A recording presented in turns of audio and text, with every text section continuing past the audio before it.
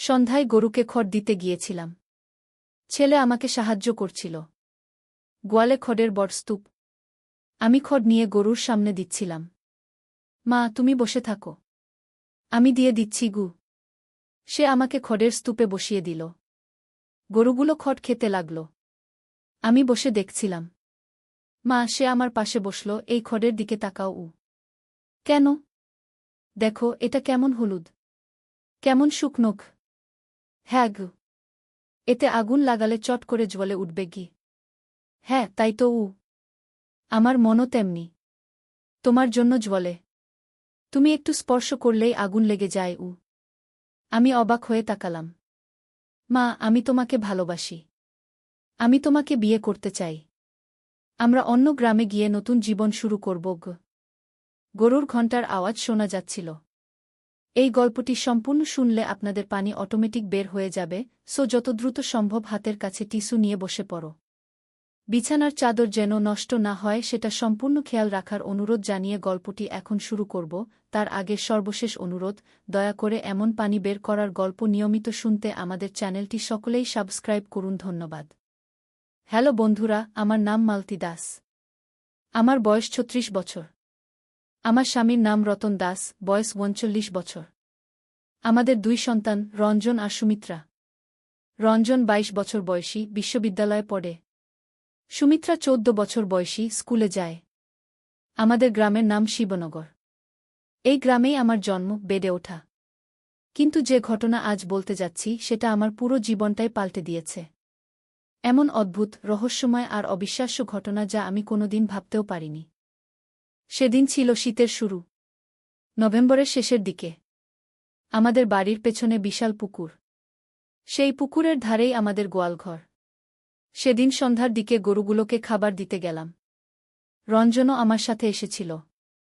আমি যখন খড়ের স্তূপ থেকে খড় তুলে গরুর সামনে দিচ্ছিলাম, তখনই রঞ্জন আমাকে থামিয়ে দিল। মা, তুমি একটু বিশ্রাম নাও, আমি বাকি কাজটা করে দিচ্ছি। আমি খড়ের স্তূপে বসে পড়লাম। রঞ্জনকে দেখছিলাম কাজ করতে। হঠাৎ করেই সে আমার পাশে এসে বসল।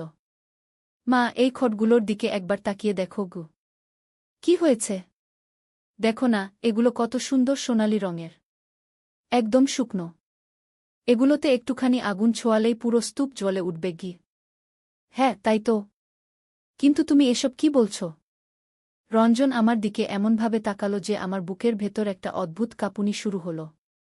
মা, আমার মনের অবস্থাও এই খড়ের মতোই।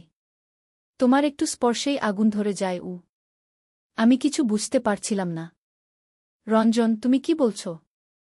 মা, আমি তোমাকে খুব ভালোবাসি। শুধু মা হিসেবে নয়, একজন নারী হিসেবে। আমি তোমাকে বিয়ে করতে চাই। আমরা এই গ্রাম ছেড়ে দূরে কোথাও চলে যাব। আমার মাথা ঝিমঝিম করতে লাগল। এ কি শুনছি আমি? আমার নিজের ছেলে আমাকে এসব কি বলছে? রঞ্জন, তুমি কি পাগল হয়ে গেছ? আমি তোমার মা। না মা, আমি কোনো পাগলামি করছি না। আমি সত্যিই তোমাকে ভালোবাসি। তুমি এত সুন্দর, এত আকর্ষণীয়।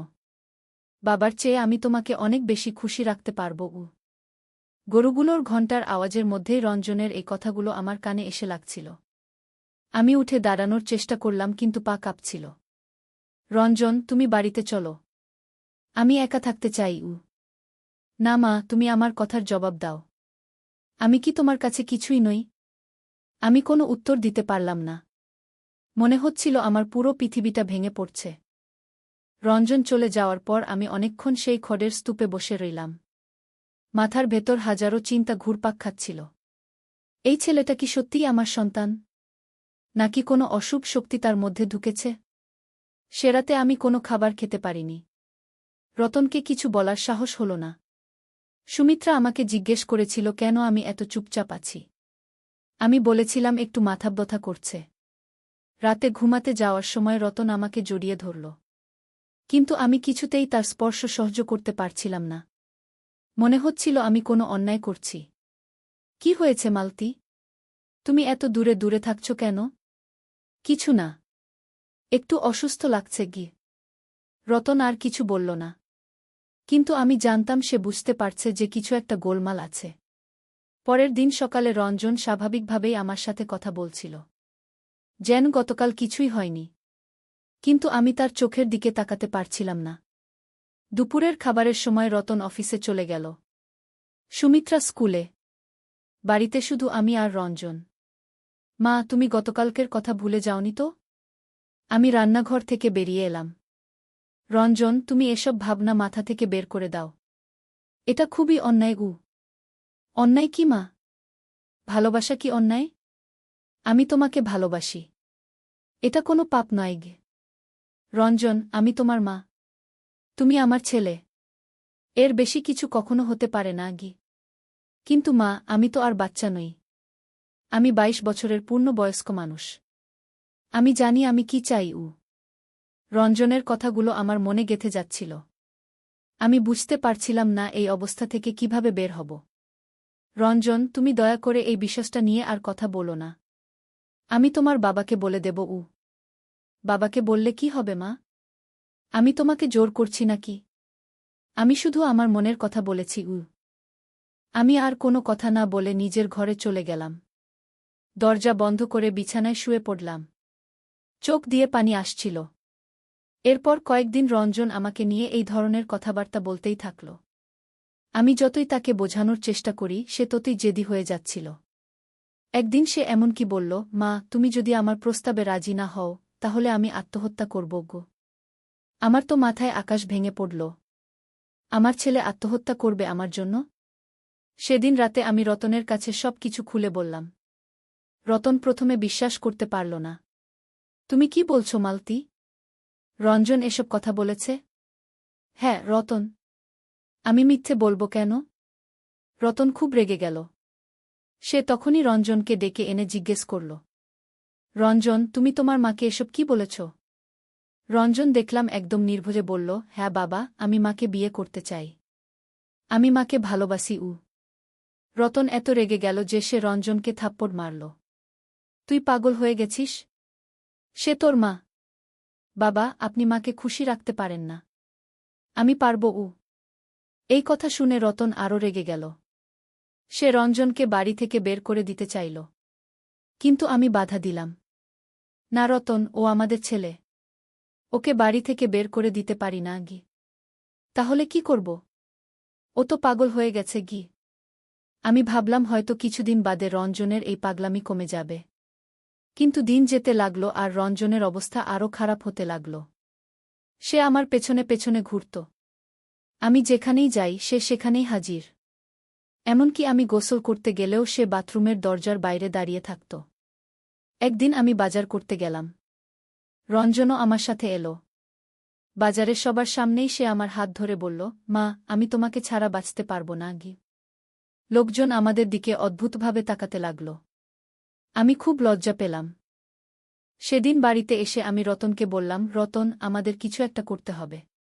রঞ্জনের জন্য ডাক্তার দেখাতে হবে গু। রতনও রাজি হল। পরের দিন আমরা রঞ্জনকে নিয়ে শহরের একজন মনোবিদের কাছে গেলাম। ডাক্তার রঞ্জনের সাথে প্রায় 1 ঘণ্টা কথা বললেন। তারপর আমাদের বললেন, আপনাদের ছেলের মধ্যে একটা জটিল মানসিক সমস্যা দেখা দিয়েছে। এটাকে বলে ইডিপাল কমপ্লেক্স। এই বয়সে এটা স্বাভাবিক নয়। তবে চিকিৎসা করলে ভালো হয়ে যাবে গু। ডাক্তার রঞ্জনের জন্য কিছু ওষুধ দিলেন। বললেন নিয়মিত খেতে হবে। কিন্তু রঞ্জন ওষুধ খেতে চাইল না। সে বলল, আমার কোনো অসুখ নেই। আমি শুধু মাকে ভালোবাসি। আমি জোর করে তাকে ওষুধ খাওয়াতে লাগলাম। কিছুদিন পর মনে হল রঞ্জনের অবস্থা একটু ভালো হচ্ছে। সে আমার পিছু পিছু ঘোরা কমিয়ে দিল। কিন্তু এই শান্তি বেশি দিন থাকল না। একদিন আমি দেখলাম রঞ্জন লুকিয়ে লুকিয়ে ওষুধগুলো ফেলে দিচ্ছে। রঞ্জন, তুমি ওষুধ খাচ্ছ না কেন? মা, আমার এসব ওষুধের দরকার নেই। আমি ভালো আছি। না, তুমি ওষুধ খেতেই হবে গু। আমি খাব না ঘি। এভাবে চলতে লাগল। রঞ্জনের অবস্থা দিন দিন আরও খারাপ হতে লাগল। একদিন সে এমনকি আমার সামনে হস্তমৈথুনও করল। আমি আর সহ্য করতে পারলাম না। রতনকে বললাম, রতন, আমি আর পারছি না। রঞ্জনকে কোথাও পাঠিয়ে দিতে হবে গু। রতন বলল, তুমি ঠিক বলেছ। আমি রঞ্জনকে আমার বড় ভাইয়ের কাছে পাঠিয়ে দেব। ওখানে গিয়ে হয়তো ওর মাথা ঠিক হবে গি। পরের দিন আমরা রঞ্জনকে ঢাকার দিকে তার চাচার বাড়িতে পাঠিয়ে দিলাম। রঞ্জন যাওয়ার সময় আমাকে বলল, মা, আমি তোমাকে ভুলতে পারব না। আমি ফিরে আসব গু। রঞ্জন চলে যাওয়ার পর আমার মনে একটু শান্তি এলো। কিন্তু সেই শান্তি বেশিদিন থাকল না। রঞ্জন চলে যাওয়ার প্রায় ৩ মাস পর একদিন সকালে আমি দেখি আমাদের বাড়ির সামনে একটা চিঠি পড়ে আছে। চিঠিটা তুলে দেখি রঞ্জনের লেখা। চিঠিতে লেখা, প্রিয় মা, আমি আর থাকতে পারছি না। তোমাকে ছাড়া আমার বাঁচার কোনো ইচ্ছে নেই। আমি আত্মহত্যা করছি। দোয়া করো আমার জন্য। চিঠিটা পড়ে আমার হাত পা ঠান্ডা হয়ে গেল। আমি তাড়াতাড়ি রতনকে ডাকলাম। রতন চিঠি পড়ে বলল, তাড়াতাড়ি ঢাকায় ফোন করি। আমরা রঞ্জনের চাচার বাড়িতে ফোন করলাম। চাচা বললেন, রঞ্জন তো গতকাল বাড়ি থেকে বের হয়েছে, এখনো ফেরেনি। আমাদের বুঝতে দেরি হল না যে রঞ্জন পালিয়ে এসেছে। চাচা, আপনি পুলিশকে খবর দিন। হয়তো রঞ্জন কোথাও আত্মহত্যা করতে গেছে। সেদিন সারাদিন আমি অস্থির হয়ে কাটালা। মনে হচ্ছিল আমার বুকের ভেতর কিছু একটা ছিঁড়ে যাচ্ছে। যতই হোক, রঞ্জন আমার ছেলে। সন্ধ্যার দিকে হঠাৎ করেই দেখি রঞ্জন বাড়ির সামনে দাঁড়িয়ে আছে। তার চেহারা একদম ফ্যাকাশে, চোখ দুটো লাল। রঞ্জন, তুমি এখানে কি করছ? তুমি তো ঢাকায় আছো। মা, আমি তোমাকে দেখতে এসেছি। হয়তো এটাই শেষ দেখা। কি বলছো তুমি? রঞ্জন তার পকেট থেকে একটা বিষের বোতল বের করল। মা, তুমি যদি আমাকে ভালোবাসো তাহলে আমার সাথে এই বিষ খেয়ে মরো। আমরা একসাথে মৃত্যুবরণ করব। আমি ভয় পেয়ে গেলাম। রঞ্জন, তুমি পাগলামি করছ। বিষের বোতল ফেলে দাও। না মা, আমি আর বাঁচতে চাই না। তুমি যদি আমার সাথে না মরো তাহলে আমি একাই মরব। রঞ্জন বিষের বোতল মুখে তুলতে যাচ্ছিল। আমি তাড়াতাড়ি তার হাত ধরে ফেললাম। রঞ্জন, না, এটা করো না। আমাদের ধস্তাধস্তির মধ্যে বিষের বোতলটা মাটিতে পড়ে ভেঙে গেল। রঞ্জন কান্না করতে শুরু করল। মা, আমি আর পারছি না। তুমি কেন আমাকে ভালোবাসো না? আমিও কান্না করতে লাগলাম। রঞ্জন, আমি তোমাকে ভালোবাসি, কিন্তু একজন মা হিসেবে। তুমি যেভাবে চাও সেভাবে নয়। রতন তখন অফিস থেকে ফিরেছে। সে দৌড়ে আসল। রঞ্জন, তুই এখানে কি করছিস? রতন সব শুনে খুব রেগে গেল। সে রঞ্জনকে আবার পাঠিয়ে দিতে চাইল। কিন্তু আমি বললাম, না রতন, এবার আর পাঠাব না। রঞ্জনকে কাছেই রেখে চিকিৎসা করাতে হবে। পরের দিন আমরা রঞ্জনকে নিয়ে আরেকজন মনোবিদের কাছে গেলাম। এই ডাক্তার রঞ্জনকে হাসপাতালে ভর্তি করার পরামর্শ দিলেন। আপনাদের ছেলের অবস্থা গুরুতর, তাকে হাসপাতালে রেখে চিকিৎসা করতে হবে। আমরা রঞ্জনকে মানসিক হাসপাতালে ভর্তি করালাম। সেখানে তাকে বিভিন্ন ধরনের চিকিৎসা দেওয়া হল। প্রায় ৬ মাস পর রঞ্জনের অবস্থা অনেক ভালো হল। ডাক্তার বললেন, এখন তাকে বাড়িতে নিয়ে যেতে পারেন, তবে নিয়মিত ওষুধ খাওয়াতে হবে। রঞ্জন বাড়িতে ফিরে এসে আমার কাছে ক্ষমা চাইল। মা, আমি খুব অন্যায় করেছি, আমাকে মাফ করে দাও। আমি তাকে বুকে জড়িয়ে ধরলাম। তুমি আমার ছেলে, আমি তোমাকে সবসময় মাফ করব। রঞ্জন এখন স্বাভাবিক জীবনযাত্রায় ফিরে গেছে। সে একটা চাকরি নিয়েছে, একটা মেয়ের সাথে তার সম্পর্ক হয়েছে। কিন্তু যে ঘটনাটা আমার জীবনকে আসলেই পাল্টে দিয়েছিল সেটা এর পরে ঘটেছে। সেই ঘটনাই আজ আপনাদের বলবো। রঞ্জন সুস্থ হয়ে ওঠার প্রায় ১ বছর পর একদিন আমাদের গ্রামে একটা অদ্ভুত ঘটনা ঘটল। আমাদের পাশের বাড়ির কাকিমা সুধা রানী হঠাৎ করে উন্মাদ হয়ে গেলেন। সুধা কাকিমার বয়স ছিল প্রায় ৪৫ বছর। তার ৩টে ছেলে। বড়টার নাম অমিত, বয়স ২৫। মেজটার নাম সুমিত, বয়স ২২। আর ছোটটার নাম রমিত, বয়স ১৮। সেদিন সকালে হঠাৎ করেই শুনলাম সুধা কাকিমা চিৎকার করছেন। আমি দৌড়ে তাদের বাড়িতে গেলাম। দেখি সুধা কাকিমা উলঙ্গ হয়ে উঠানে নাচছেন আর চিৎকার করে বলছেন, আমার ছেলেরা আমাকে বিয়ে করতে চায়, তারা সবাই আমাকে ভালোবাসে। কাকুও তখন বাড়িতে এসেছেন। তিনি খুব লজ্জা পাচ্ছিলেন। ছেলেরাও দিশেহারা হয়ে গেছে। কাকিমা, কি হয়েছে? হঠাৎ করে উনার এমন অবস্থা কেন? কাকু বললেন, জানি না, গতকাল থেকেই উনি এরকম আচরণ করছেন। বলছেন আমাদের ছেলেরা নাকি উনাকে বিয়ে করতে চায়। আমি বুঝলাম সুধা কাকিমার মানসিক অবস্থা খারাপ হয়েছে।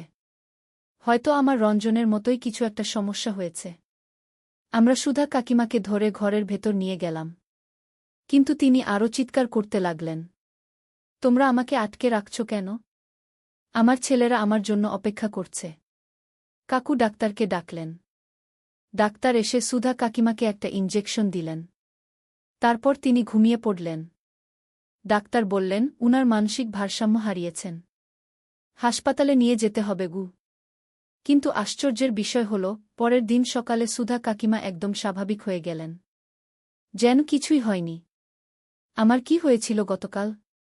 আমি কিছু মনে করতে পারছি না গি।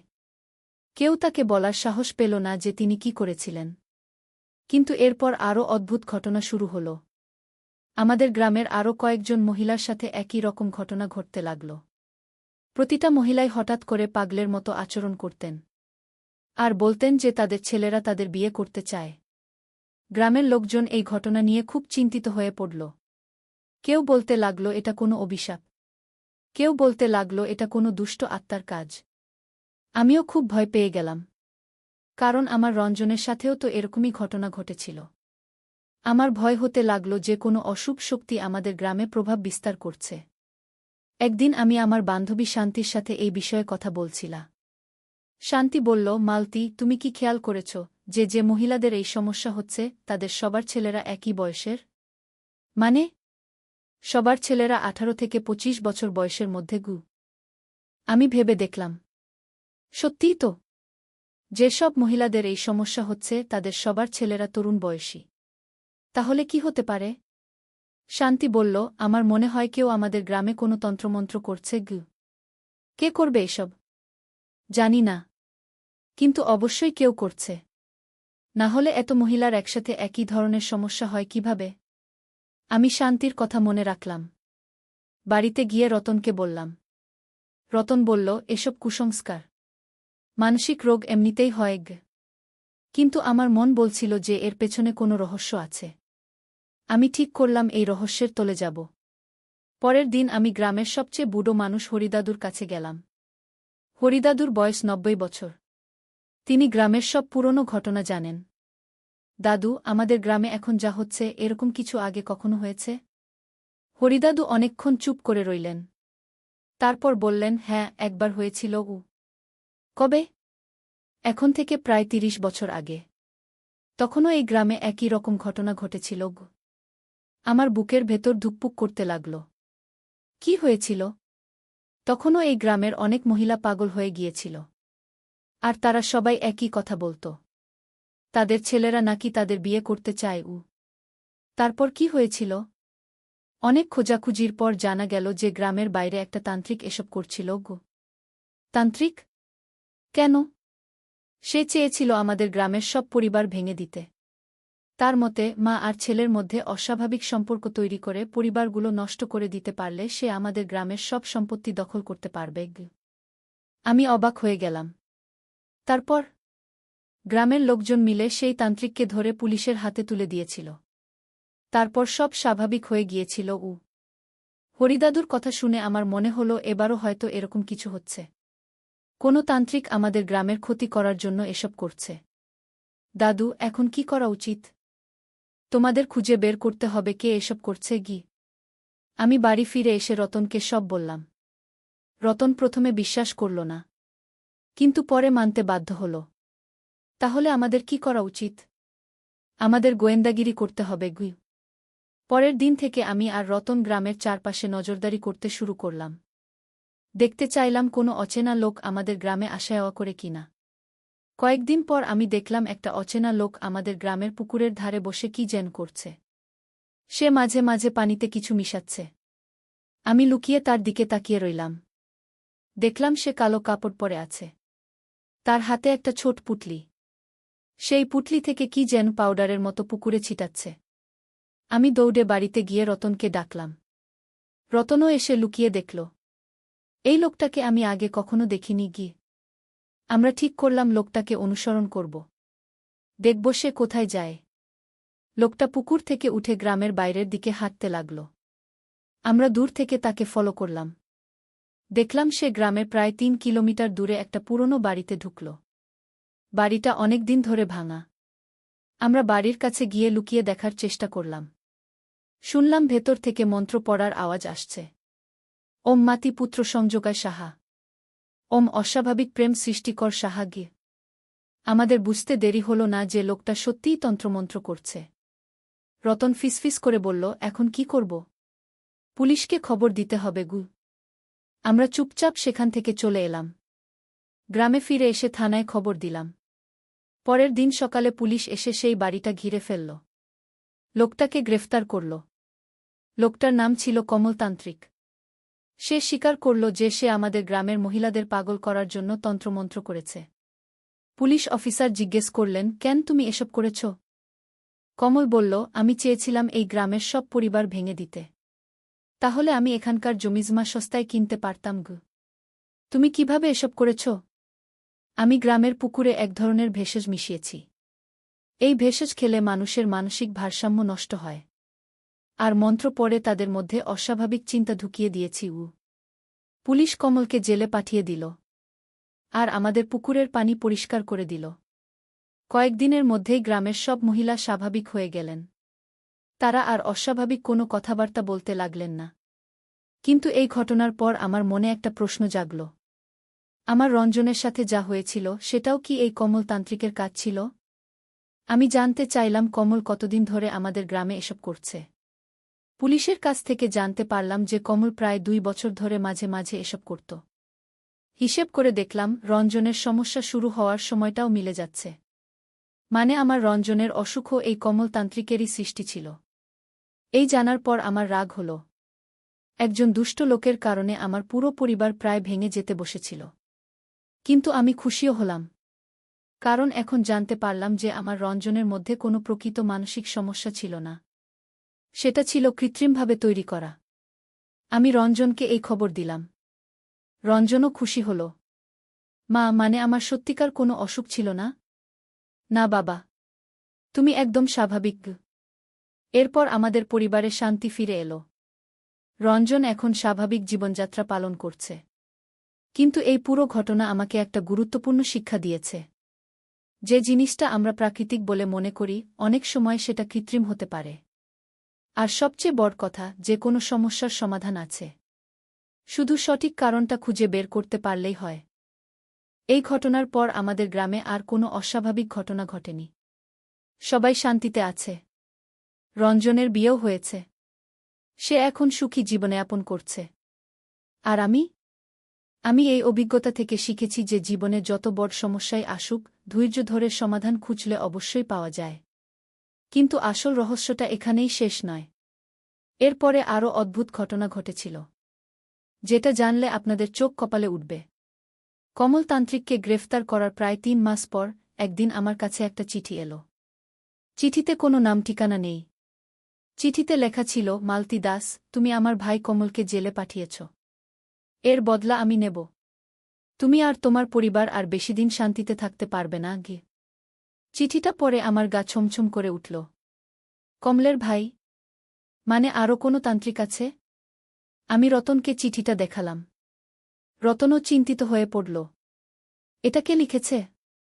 জানি না। কিন্তু যেই হোক, আমাদের সাবধান থাকতে হবে গে। এরপর কয়েকদিন কিছু হল না। আমি ভাবলাম হয়তো কেউ আমাদের ভয় দেখাতে চেয়েছে। কিন্তু আমার এই ভাবনা ভুল প্রমাণিত হল। একদিন রাতে আমি ঘুমিয়েছিলাম। হঠাৎ করেই আমার ঘুম ভেঙে গেল। মনে হলো কেউ আমার নাম ধরে ডাকছে। মালতী, মালতী। আমি উঠে জানালার দিকে তাকালাম। দেখি বাইরে একটা কালো ছায়া দাঁড়িয়ে আছে। আমি ভয় পেয়ে রতনকে জাগালাম। রতন, উঠো।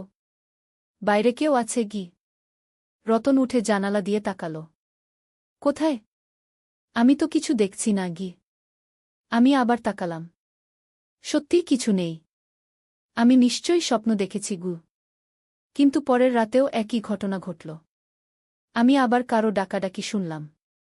এরপর থেকে প্রতি রাতেই এই ঘটনা ঘটতে লাগল। আমার ঘুম হতো না। দিনে ক্লান্ত লাগত। রতন বলল, মালতী, তুমি হয়তো মানসিক চাপে আছো। ডাক্তার দেখাও। আমিও ভাবলাম হয়তো তাই। ডাক্তার দেখালাম। ডাক্তার বললেন, আপনার টেনশনের সমস্যা হয়েছে। ওষুধ খেলে ভালো হয়ে যাবে ওষুধ খেলাম কিন্তু কোনো কাজ হল না। রাতের বেলা আমার নাম ধরে ডাকাডাকি চলতেই থাকল। একদিন আমি সাহস করে রাতে জানালা খুলে বাইরে দেখলাম। দেখি একটা লম্বা লোক আমাদের বাড়ির সামনে দাঁড়িয়ে আছে। তার চেহারা দেখা যাচ্ছে না, কিন্তু সে আমার দিকে তাকিয়ে আছে। আমি চিৎকার করে রতনকে ডাকলাম। রতন এসে দেখার আগেই লোকটা অদৃশ্য হয়ে গেল। কোথায়? আমি তো কিছু দেখছি না এই তো ছিল রতন বুঝতে পারল না আমার কি হচ্ছে, কিন্তু আমি জানতাম এটা কোনো কল্পনা নয়। সত্যি কেউ আমাদের বাড়িতে এসে বিরক্ত করছে। একদিন আমি হরিদাদুর কাছে গিয়ে এই বিষয়ে কথা বললাম। হরিদাদু বললেন, মা, এটা কমলের ভাইয়ের কাজ। সে তোমাকে মানসিকভাবে অসুস্থ করে দিতে চাইছে তাহলে আমি কি করব?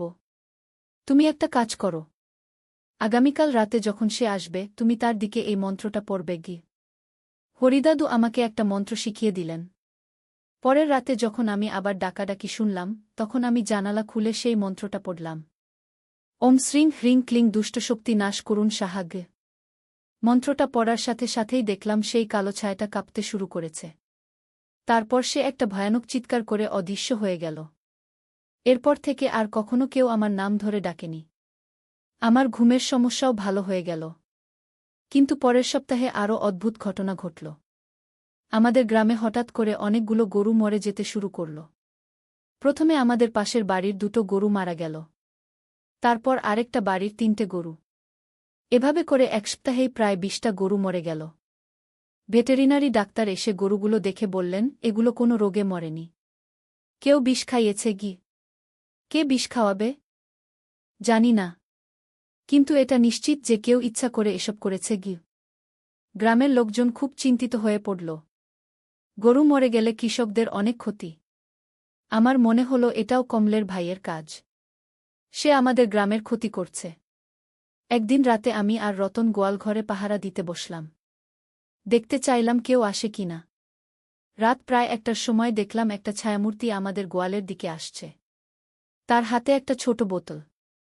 আমি রতনকে ইশারা করলাম। আমরা চুপচাপ তাকিয়ে রইলাম। দেখলাম সেই ব্যক্তি গরুদের খাবারের সাথে বোতলের কিছু মিশিয়ে দিল। রতন হঠাৎ করে টর্চ জ্বালিয়ে দিল। লোকটা আলোর মধ্যে দেখা গেল। এ তো কমলেরই মতো দেখতে। নিশ্চয়ই এই লোক কমলের ভাই। দাঁড়াও, তুমি কে? লোকটা দৌড়ে পালানোর চেষ্টা করল, কিন্তু রতন তাকে ধরে ফেলল। তুমি কে?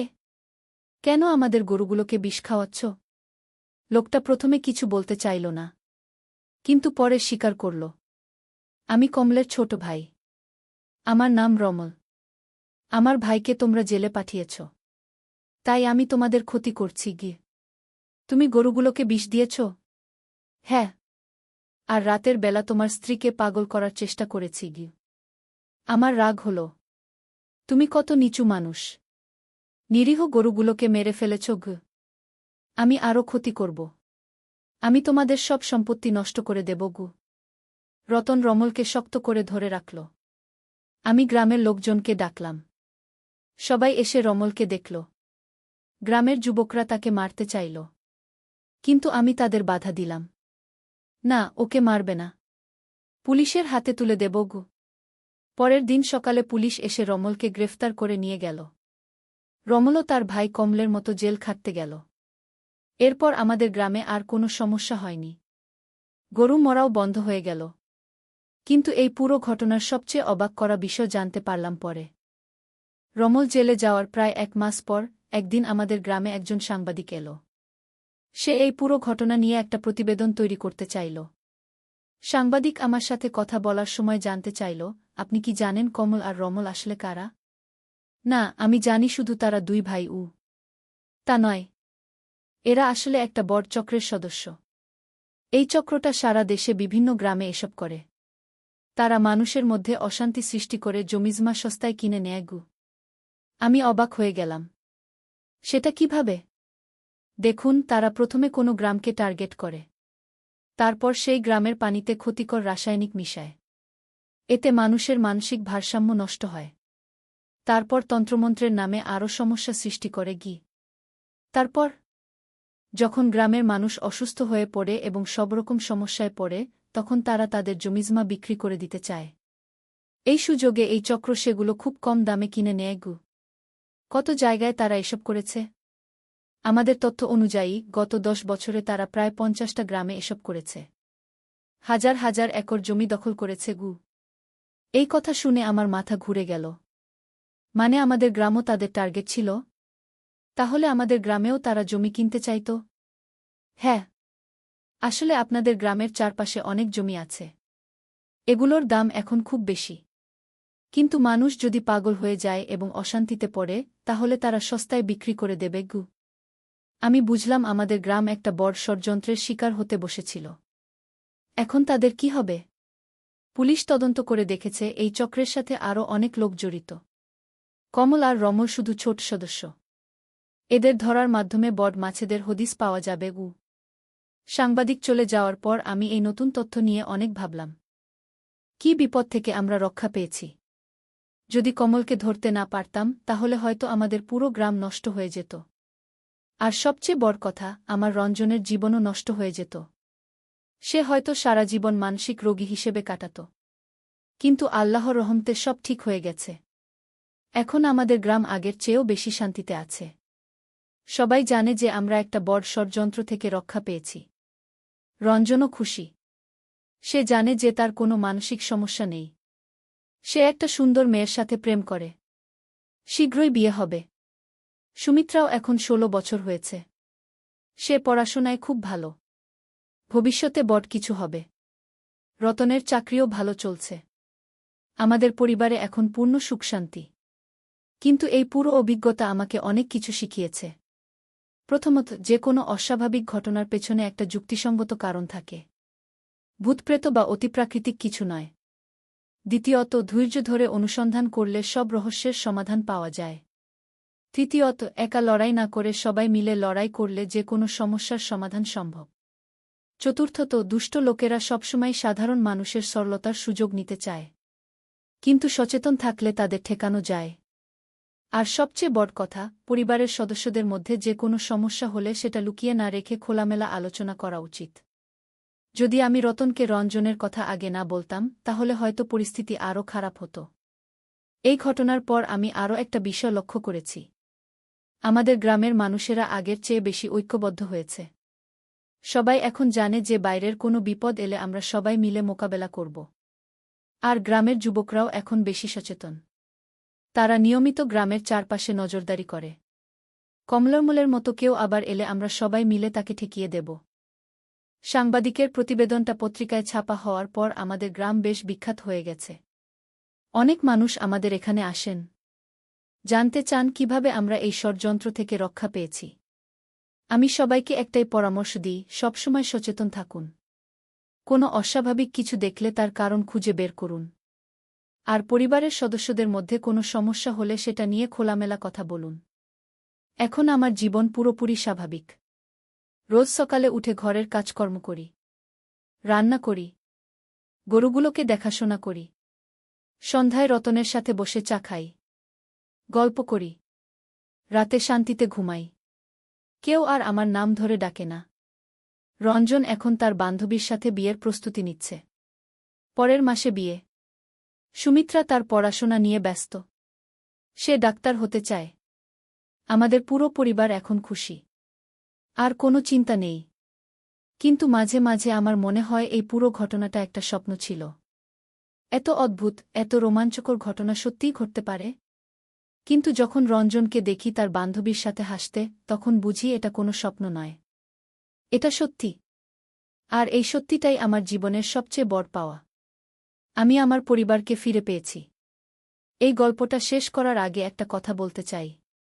জীবনে যত বড় বিপদই আসুক, কখনো হাল ছেড়ে দেবেন না। প্রতিটা সমস্যার একটা সমাধান আছে। শুধু ধৈর্য ধরে খুঁজতে হয়। আর সবচেয়ে বড় কথা, পরিবারই হলো আমাদের সবচেয়ে বড় সম্পদ। পরিবারকে রক্ষা করার জন্য যে কোনো ত্যাগ স্বীকার করা উচিত।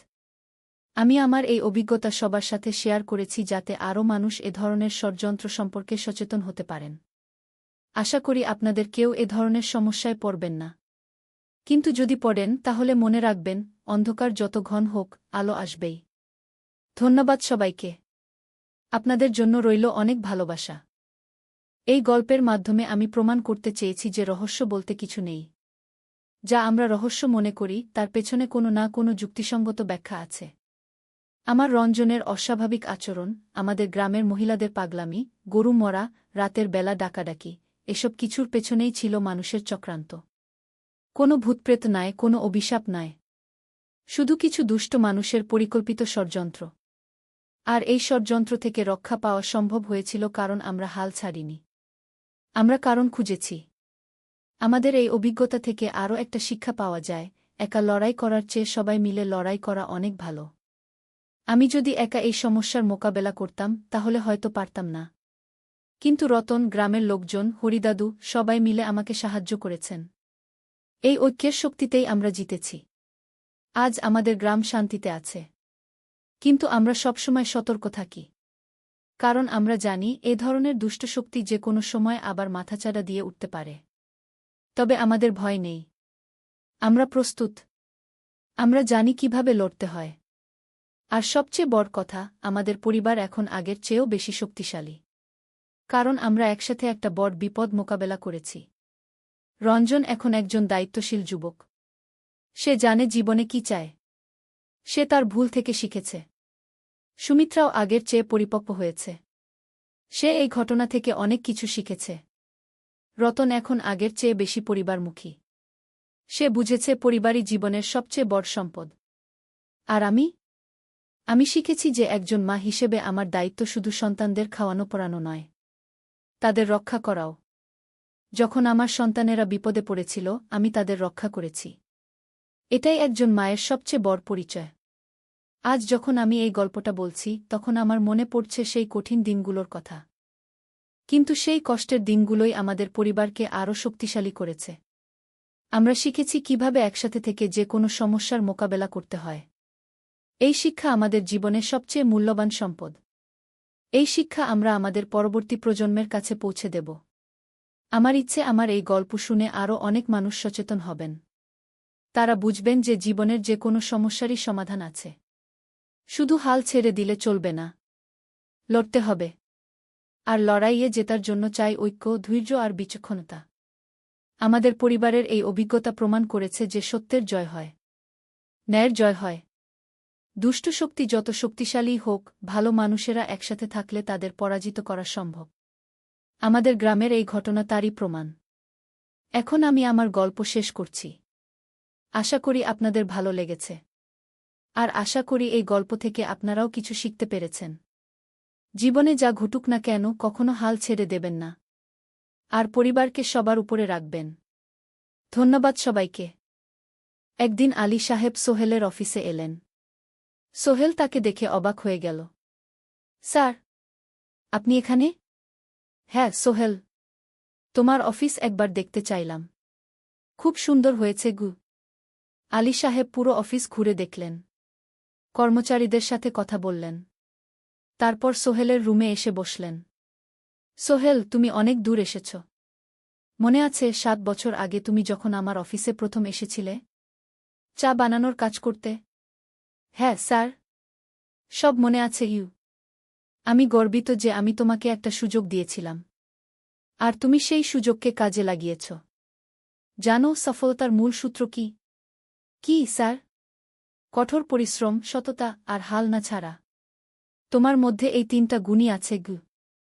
সোহেল চোখে জল নিয়ে বলল, আপনি না থাকলে আজ আমি এখানে পৌঁছাতে পারতাম না স্যার। না সোহেল, আমি শুধু একটা দরজা খুলে দিয়েছিলাম। ভেতরে ঢুকে পথ তৈরি করেছ তুমি নিজে গু। আলী সাহেব চলে যাওয়ার আগে বললেন, আমার একটা বড় প্রজেক্ট আছে। একটা 20 ফ্লোর বিজনেস টাওয়ার। আমি চাই তুমি এই প্রজেক্টে আমার সাথে পার্টনার হও। 50-50। রাজি? সোহেল অবাক হয়ে গেল। এত বড় প্রজেক্ট? স্যার, আমার কি যথেষ্ট সামর্থ্য আছে? আছে। আমি বিশ্বাস করি সোহেল রাজি হয়ে গেল। এটা তার জীবনের সবচেয়ে বড় প্রজেক্ট হবে। 50 অধ্যায়, বড় চ্যালেঞ্জ। 20 ফ্লোর বিজনেস টাওয়ারের কাজ শুরু হল। এটা সোহেলের জীবনের সবচেয়ে বড় চ্যালেঞ্জ। প্রজেক্টের বাজেট প্রায় 10 করোড় টাকা। সোহেলকে 5 করোড় টাকা ইনভেস্ট করতে হবে। সোহেল তার সব সঞ্চয়ে ব্যাংক লোন আর কিছু ইনভেস্টর থেকে টাকা জোগাড় করল। এটা একটা বিশাল ঝুঁকি। যদি প্রজেক্ট ব্যর্থ হয় সব শেষ। মিনা চিন্তিত ছিল। সোহেল, এত বড় ঝুঁকি নেওয়া ঠিক হবে? মিনা, জীবনে বড় কিছু করতে হলে ঝুঁকি নিতে হয়। আমি এই সুযোগ হাতছাড়া করতে চাই না গিয়ে। কিন্তু যদি কিছু ভুল হয়? ভুল হবে না। আমি আলী সাহেবের সাথে আছি। উনি আমাকে গাইড করবেন। প্রজেক্ট শুরু হল। প্রথম 6 মাস সব ভালোই চলছিল। কাজ সময়মতো হচ্ছে, বাজেট ঠিক আছে। কিন্তু 7 মাসের মাথায় একটা বড় সমস্যা দেখা দিল। একজন প্রধান ইনভেস্টর হঠাৎ তার টাকা ফেরত চাইলেন। তিনি অন্য একটা জরুরি কাজে টাকা লাগবে বলে জানালেন। 1 করোড় টাকা ফেরত দিতে হবে। সোহেল বিপদে পড়ে গেল। 1 করোড় টাকা এখন কোথায় পাবে? প্রজেক্টের সব টাকা ঢেলে দিয়েছে। সে আলী সাহেবের সাথে কথা বলল। আলী সাহেব বললেন, চিন্তা করো না, আমি ব্যবস্থা করছি। কিন্তু আলী সাহেবও বড় একটা প্রজেক্টে আটকে আছেন। তার হাতে লিকুইড ক্যাশ নেই। সোহেল অন্য ব্যাংক থেকে লোন নেওয়ার চেষ্টা করল। কিন্তু ব্যাংক বলল, ইতিমধ্যে তার অনেক লোন আছে, নতুন লোন দিতে পারবে না। সোহেল রাতে ঘুমাতে পারছিল না। খাওয়া দাওয়া বন্ধ করে দিয়েছিল। মিনা তাকে দেখে খুব চিন্তিত হয়ে গেল। সোহেল, প্লিজ নিজেকে এভাবে শেষ করে ফেলো না। কোনো একটা রাস্তা বের হবেই কি। কিন্তু সোহেল কোনো রাস্তা দেখতে পাচ্ছিল না। ইনভেস্টর 15 দিন সময় দিয়েছে। 15 দিনের মধ্যে টাকা ফেরত না দিলে তিনি আইনি ব্যবস্থা নেবেন। 10 দিন কেটে গেল। সোহেল কোনো সমাধান খুঁজে পেল না। সে প্রায় হাল ছেড়ে দিয়েছিল। 11 দিনের দিন একটা অপ্রত্যাশিত ঘটনা ঘটল। জাহিদ ভাই, সোহেলের পুরনো সহকর্মী, তার অফিসে এলেন। জাহিদ ভাই এখন একটা রিয়েল এস্টেট কোম্পানিতে সিনিয়র ম্যানেজার। সোহেল, আমি তোমার সমস্যার কথা শুনেছি গু। হ্যাঁ ভাই, আমি বিপদে পড়েছি গু। আমি তোমাকে সাহায্য করতে চাই। আমার কিছু সঞ্চয় আছে। 5 লাখ টাকা। তুমি নাও। সোহেল চোখে জল নিয়ে বলল, ভাই আমি কিছু বলার দরকার নেই। তুমি আমাকে অনেক কিছু শিখিয়েছ। তোমার কাছ থেকে পরিশ্রম আর সততা শিখেছি। এখন আমার পালা তোমাকে সাহায্য করার। জাহিদ ভাই চলে যাওয়ার পর আরও 2 জন এলো। একজন সোহেলের পুরনো ক্লায়েন্ট, আরেকজন তার কর্মচারী। 2 জন মিলে আরও 8 লাখ টাকা দিল। করিম মামা 20 লাখ টাকা ব্যবস্থা করলেন। তার কিছু বন্ধুদের কাছ থেকে ধার করে। মিনা তার সব গয়না বিক্রি করে 10 লাখ টাকা দিল। সবাই মিলে প্রায় 45 লাখ টাকা জোগাড় হল। বাকি 65 লাখ টাকা সোহেল তার অফিসের সব অ্যাসেট বিক্রি করে আর একটা প্রাইভেট ফিন্যান্স কোম্পানি থেকে উচ্চ সুদে লোন নিয়ে ব্যবস্থা করল। ঠিক 14 দিনের দিন সোহেল ইনভেস্টরকে 1 করোড় টাকা ফেরত দিল। ইনভেস্টর টাকা নিয়ে চলে গেলেন। সোহেল তার অফিসে ফিরে এসে চেয়ারে বসে কাঁদল। এত চাপ, এত টেনশন, সব যেন একসাথে বের হয়ে এলো। মিনা এসে তাকে জড়িয়ে ধরল। আমরা পেরেছি সোহেল, আমরা পেরেছি গু। ষোড়শ অধ্যায়, পুনরুদ্ধার। এই ঘটনার পর সোহেল আরও সাবধান হয়ে গেল। সে বুঝল, ব্যবসায় শুধু সাহস নয়, বুদ্ধিও লাগে। ঝুঁকি নিতে হয়, কিন্তু হিসাব করে। প্রজেক্ট চলতে থাকল। এবার সোহেল আরও সতর্কতার সাথে সবকিছু পরিচালনা করল। প্রতিটা খরচ হিসাব করল, প্রতিটা সিদ্ধান্ত ভেবেচিন্তে নিল। আরও 1 বছর পর 20 ফ্লোর বিজনেস টাওয়ার সম্পন্ন হল। চমৎকার বিল্ডিং। শহরের অন্যতম সুন্দর ভবন। বিল্ডিংয়ের উদ্বোধন অনুষ্ঠানে শহরের মেয়র এলেন। অনেক ব্যবসায়ী, সাংবাদিক এল। সোহেলের নাম পত্রিকা ছাপা হল। স্বপ্নের শহরে এক তরুণ উদ্যোক্তার সফলতার গল্প। প্রজেক্ট থেকে সোহেলের লাভ হল প্রায় 2 করোড় টাকা। এই টাকা দিয়ে সে সব ঋণ শোধ করল। জাহিদ ভাইয়ের টাকা ফেরত দিল। করিম মামার ঋণ শোধ করল। যারা সাহায্য করেছিল সবাইকে টাকা ফেরত দিল। মিনার জন্য নতুন গয়না কিনল। আরও সুন্দর। তার মাকে গ্রামে একটা নতুন পাকা বাড়ি বানিয়ে দিল। মা কাঁদতে কাঁদতে বললেন, তোর বাবা বেঁচে থাকলে কত খুশি হতো। তুই আমার সব স্বপ্ন পূরণ করেছিস গে। সোহেল নিজেদের জন্য একটা ফ্ল্যাট কিনল। 4 রুমের ফ্ল্যাট, সমুদ্রের কাছে। এখন আর ভাড়া বাড়িতে থাকতে হয় না। সপ্তদশ অধ্যায়, প্রতিদান। সোহেল এখন একজন প্রতিষ্ঠিত উদ্যোক্তা। কিন্তু সে তার শেখ ভোলেনি। যে গ্রাম থেকে সে এসেছে, যারা তাকে সাহায্য করেছে, কাউকেই ভোলেনি। সে তার গ্রামে একটা স্কুল বানিয়ে দিল। সোহেল ফাউন্ডেশন স্কুলকে গরিব ছেলেমেয়েরা ফ্রিতে পড়তে পারবে। ভালো শিক্ষক নিযোগ দিল। ভালো পড়াশোনার ব্যবস্থা করল। শহরে একটা ফ্রি মেডিকেল ক্লিনিক খুলল। গরিব মানুষরা ফ্রিতে চিকিৎসা পাবে। প্রতি বছর 10 জন মেধাবী কিন্তু গরিব ছাত্রছাত্রীকে স্কলারশিপ দেওয়া শুরু করল। তারা বিনামূল্যে পড়াশোনা করতে পারবে। একদিন একটা টিভি চ্যানেল সোহেলের ইন্টারভিউ নিতে এলো। আপনার সফলতার গোপন সূত্র কি? সোহেল একটু ভেবে বলল, কঠোর পরিশ্রম, সততা আর হাল না ছাড়া। এই 3টা জিনিস যদি কারো মধ্যে থাকে, সে যে কোনো কিছু অর্জন করতে পারে। আর সবচেয়ে বড় কথা, যারা আমাকে সাহায্য করেছে তাদের ছাড়া আমি কিছুই না। একা কেউ সফল হতে পারে না। আপনার পরবর্তী স্বপ্ন কি? আমি চাই আরও মানুষকে সাহায্য করতে। আমার মতো যারা গ্রাম থেকে শহরে আসে তাদের জন্য একটা ট্রেনিং সেন্টার খুলব। তারা সেখানে বিভিন্ন স্কিল শিখতে পারবে, চাকরি পাবে, নিজের পায়ে দাঁড়াতে পারবে। অষ্টাদশ অধ্যায়, নতুন প্রজন্ম। আরও 5 বছর কেটে গেল। সোহেল এখন 45 বছরের। তার মেয়ে সারা এখন 9 বছরের। স্কুলে ক্লাস 4-এ পড়ে। খুব মেধাবী মেয়ে। একদিন সারা বাবাকে জিজ্ঞেস করল, বাবা, তুমি কিভাবে এত বড় হলে? আমার বন্ধুরা বলে তুমি একজন সফল মানুষ গো। সোহেল তাকে কোলে নিয়ে বসল। বাবা, তুমি জানো, তোমার দাদু ছিলেন একজন স্কুল শিক্ষক। খুব সৎ মানুষ। কিন্তু আমরা গরিব ছিলাম। আমি রিকশা চালাতাম। রিকশা? সত্যি? হ্যাঁ। তারপর আমি এই শহরে এলাম। অনেক কষ্ট করেছি। কিন্তু হাল ছাড়িনি। মানুষ আমাকে সাহায্য করেছে। আর আমি কঠোর পরিশ্রম করেছি। বাবা, আমিও কি তোমার মতো হতে পারব? অবশ্যই পারবে বাবা। তবে মনে রেখো, সফলতা মানে শুধু টাকা পয়সা না। সফলতা মানে ভালো মানুষ হওয়া, অন্যদের সাহায্য করা, সৎ থাকা। সারা মাথা নাড়ল। আমি ভালো মানুষ হব বাবা। সোহেল তার মেয়েকে জড়িয়ে ধরল। মনে মনে ভাবল, তার জীবনের সব কষ্ট সার্থক হয়েছে। মিনা রান্নাঘর থেকে ডাকল, খাবার তৈরি। এসো। সোহেল সারাকে নিয়ে ডাইনিং টেবিলে গেল। ঋতু এসেছে। সে এখন বিয়ে করেছে, তার একটা ছেলে হয়েছে। সোহেলের মা মাঝে মাঝে চট্টগ্রামে বেড়াতে আসেন। আজও এসেছেন। সবাই মিলে খেতে বসল। হাসিগল্পে ভরা পরিবার। সোহেল তাকাল তার মায়ের দিকে, মিনার দিকে, সারার দিকে, ঋতুর দিকে। মনে হল, জীবনে আর কি চাই? খাওয়া শেষে সবাই বসে রইল। গল্প করছিল। হঠাৎ সোহেলের ফোন বাজল। অফিস থেকে। একটা জরুরি বিষয়। সোহেল ফোন রেখে দিয়ে মিনাকে বলল, একটা নতুন প্রজেক্টের প্রস্তাব এসেছে। একটা এতিমখানা বানানোর কাজ। সরকারি প্রজেক্ট। তুমি নেবে? অবশ্যই। এটা আমার স্বপ্নের প্রজেক্ট।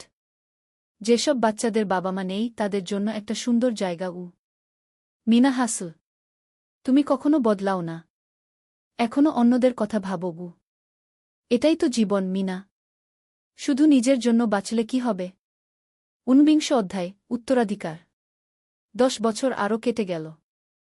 সোহেল এখন 55 বছরের। তার চুলে পাক ধরেছে। কিন্তু শক্তি এখনো আগের মতোই। সারা এখন 19 বছরের। সে বিশ্ববিদ্যালয়ে ইঞ্জিনিয়ারিং পড়ছে। সে চায় বাবার মতো কনস্ট্রাকশন ইন্ডাস্ট্রিতে কাজ করতে। একদিন সারা বাবাকে বলল, বাবা, আমি তোমার কোম্পানিতে কাজ করতে চাই। এখনো তো তোর পড়াশোনা বাকি। জানি। কিন্তু আমি এখন থেকেই শিখতে চাই। ছুটির দিনে তোমার সাথে সাইটে যেতে চাই। দেখতে চাই কিভাবে কাজ হয়। সোহেল খুশি হয়ে গেল। তার মেয়ে তার পথ অনুসরণ করতে চায়। ঠিক আছে। কিন্তু শর্ত হলো, তোকে সবকিছু নিজ থেকে শিখতে হবে। কোনো স্পেশাল ট্রিটমেন্ট পাবি না। আমি তো তাই চাই বাবাগু। সারা তার বাবার সাথে কাজ শিখতে শুরু করল। সে দেখল কিভাবে শ্রমিকরা কাজ করে, কিভাবে ম্যাটেরিয়াল বাছাই করতে হয়, কিভাবে একটা প্রজেক্ট ম্যানেজ করতে হয়। সোহেল তাকে কোনো সহজ পথ দিল না। সারাকেও সবার মতো কষ্ট করতে হল। সাইটে রোদে দাঁড়িয়ে থাকতে হল। শ্রমিকদের সাথে কথা বলতে হল। কিন্তু সারা হাল ছাড়ল না। সে তার বাবার মেয়ে। পরিশ্রম করতে জানে। 3 বছর পর সারা গ্রাজুয়েট হল। সে সোহেলের কোম্পানিতে জুনিয়র প্রজেক্ট ম্যানেজার হিসেবে যোগ দিল। সোহেল ধীরে ধীরে সারাকে বড় দায়িত্ব দিতে শুরু করল। সারা তার বাবার মতোই সৎ, পরিশ্রমী। 20 অধ্যায়, সমাপ্তি নয়, নতুন শুরু। আরও 5 বছর পর সোহেল এখন 60 বছরের। সে সিদ্ধান্ত নিল, এবার অবসর নেওয়ার সময় এসেছে। কোম্পানির দায়িত্ব সারাকে দেবে। একটা অনুষ্ঠান করা হল। সোহেল আনুষ্ঠানিকভাবে কোম্পানির চেয়ারম্যান পদ থেকে অবসর নিল। সারা হল নতুন ম্যানেজিং ডিরেক্টর। সোহেল তার বক্তব্যে বলল, আমি যখন এই শহরে এসেছিলাম আমার পকেটে ছিল মাত্র 5,000 টাকা। একটা ছোট্ট ব্যাগ। আর অনেক স্বপ্ন। আজ 40 বছর পর আমি পেছনে ফিরে তাকাই, দেখি একটা দীর্ঘ পথ। সেই পথে অনেক কষ্ট ছিল, অনেক বাধা ছিল। কিন্তু ছিল অনেক ভালোবাসাও। অনেক মানুষের সাহায্যও। আমি বিশ্বাস করি সফলতা একা আসে না। এটা আসে অনেক মানুষের সমর্থন, ভালোবাসা আর বিশ্বাস নিয়ে। আমি যা কিছু অর্জন করেছি তা আমার একার না। এটা আমার পরিবারের, আমার কর্মচারীদের, আমার বন্ধুদের, সবার। আজ আমি আমার মেয়ে সারার হাতে এই দায়িত্ব তুলে দিচ্ছি। আমি জানি সে আমার চেয়ে ভালো করবে। কারণ সে শিখেছে আমার ভুল থেকে, আমার অভিজ্ঞতা থেকে। অনুষ্ঠান শেষ হল। সবাই চলে গেল। সোহেল আর মিনা অফিসে একা দাঁড়িয়ে রইল। মিনা, মনে আছে আমরা প্রথম কখন দেখা হয়েছিলাম? হ্যাঁ, তোমার সেই ছোট্ট মুদি দোকানে। তুমি বিস্কুট কিনতে এসেছিলে। কে ভেবেছিল সেই দিন থেকে আমাদের এই পর্যস্বপ্নের শহর। প্রথম অধ্যায়, যাত্রা শুরু। সকাল 7টা বেজে গেছে। ঢাকার কমলাপুর রেলস্টেশনে মানুষের ভিড়। চারদিকে চা বিস্কুট বিক্রেতাদের চিৎকার, ট্রেনের হর্ন আর যাত্রীদের কোলাহল। এই বিশাল ভিড়ের মধ্যে একটা ছোট্ট ব্যাগ হাতে দাঁড়িয়ে আছে সোহেল। বয়স মাত্র 22। গায়ের রং শ্যামলা, চোখে স্বপ্নের ঝিলিক। ভাইজা, চট্টগ্রামের টিকিট আছে? সোহেল টিকিট কাউন্টারের সামনে দাঁড়িয়ে জিজ্ঞেস করল। আছে। 3 টাকা। কাউন্টারের লোকটা উত্তর দিল। সোহেল তার পকেট থেকে টাকা বের করল। মোট 5,000 টাকা। এই টাকা সে জমিয়েছে গত 3 বছরে রিকশা চালিয়ে। তার স্বপ্ন ছিল চট্টগ্রাম গিয়ে একটা ভালো চাকরি পাওয়া। গ্রামে আর থাকতে চায় না সে। বাবা মারা গেছেন 10 বছর আগে। মা আর ছোট বোন ঋতুকে নিয়ে সংসার চালাচ্ছিল রিকশা চালিয়ে। কিন্তু এভাবে তো আর সারা জীবন চলবে না। টিকিট কেটে সোহেল প্ল্যাটফর্মে এল। ট্রেন ছাড়বে আর মাত্র 15 মিনিট পরে। সে একটা বেঞ্চে বসে পড়ল। ব্যাগটা বুকের কাছে চেপে ধরল। এই ব্যাগে আছে তার সব সম্পদ, কিছু কাপড়, একটা ছোট্ট ফটো ফ্রেমে বাবা মায়ের ছবি, আর কিছু টাকা। কোথায় যাচ্ছেন? পাশে বসা একজন বয়স্ক মানুষ জিজ্ঞেস করলেন। চট্টগ্রাম কাকা। চাকরি খুঁজতে যাচ্ছি। কে? সোহেল বিনয়ের সাথে উত্তর দিল। ভালো। তবে শহরে সাবধানে থাকবেন। শহর মানে অনেক সুযোগ, কিন্তু অনেক ফাঁদও আছে। বয়স্ক লোকটা বললেন। সোহেল মাথা নাড়ল। সে জানে শহরের জীবন সহজ না। কিন্তু তার কোনো বিকল্প নেই। গ্রামে রিকশা চালিয়ে মাসে 3,500 টাকা আয় হতো। তার মধ্যে সংসার চালাতে হতো, বোনের স্কুলের খরচ দিতে হতো, মায়ের ওষুধের খরচ দিতে হতো। কিছুই বাঁচত না। আর এই জীবন থেকে বেরোনোর একটাই পথ, শহরে গিয়ে ভালো কাজ খুঁজে নেওয়া। সোহেল মনে মনে ভাবল তার বাবার কথা। বাবা ছিলেন একজন স্কুল শিক্ষক। খুব সৎ মানুষ ছিলেন। সবসময় বলতেন, সোহেল, তুই লেখাপড়া শিখে বড় মানুষ হবি। আমাদের পরিবারে আর কেউ বড় চাকরি করেনি। তুই করবি। কিন্তু বাবা যখন মারা গেলেন তখন সোহেল মাত্র এসএসসি পরীক্ষা দিয়েছে। ফলাফল ভালো হয়েছিল, জিপিএ অর্ধচতু। কিন্তু বাবার মৃত্যুর পর আর পড়া হল না। পরিবারের দায়িত্ব নিতে হল। ট্রেন ছাড়ল। সোহেল জানালার পাশে বসে বাইরে তাকাল। ধানক্ষেত, নদী, ছোট ছোট গ্রাম, সব পেছনে ফেলে ট্রেন এগিয়ে চল। সোহেলের মনে হল সে যেন তার পুরনো জীবনটাকেও পেছনে ফেলে আসছে। ট্রেনে একজন হকার এসে চা বিক্রি করছিল। সোহেল একটা চা কিনল। 10 টাকা। চা খেতে খেতে সে ভাবছিল, চট্টগ্রাম পৌঁছে কি হবে? করিম মামা তাকে সাহায্য করবেন তো? চাকরি পাওয়া যাবে তো? করিম মামা আসলে সোহেলের খুব দূর সম্পর্কের মামা। সোহেলের দাদির বোনের ছেলে। অনেক বছর আগে গ্রাম ছেড়ে চট্টগ্রামে চলে গিয়েছিলেন। সেখানে একটা কনস্ট্রাকশন কোম্পানিতে কাজ করেন। বছরে একবার দুবার গ্রামে আসতেন। গত বছর যখন এসেছিলেন তখন সোহেলের মাকে বলেছিলেন সোহেলকে চট্টগ্রাম পাঠান, আমি একটা কাজের ব্যবস্থা করে দেব। সেই কথাতেই ভরসা করে সোহেল আজ এই যাত্রা। দ্বিতীয় অধ্যায়, নতুন শহর। চট্টগ্রাম পৌঁছাতে প্রায় 6 ঘণ্টা লেগে গেল।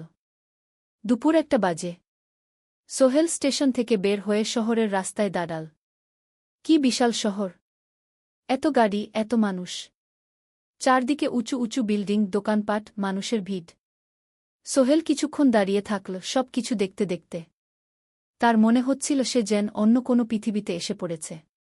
তার পকেটে একটা ছোট্ট কাগজ আছে। সেখানে লেখা একটা ঠিকানা, করিম মিয়া, বাড়ি নং 23, রোড নং 5, আগ্রাবাদ, চট্টগ্রামকে। সোহেল একটা রিকশা ডাকল। কত নেবেন আগ্রাবাদ যেতে? 50 টাকা গু। সোহেল রিকশায় উঠল। রাস্তার দুধারে দোকান, মার্কেট, অফিস, সব কিছু দেখতে দেখতে সে অবাক হয়ে গেল। এত বড় শহর, এত কিছু! গ্রামের সেই ছোট্ট বাজারের সাথে কোনো তুলনাই হয় না।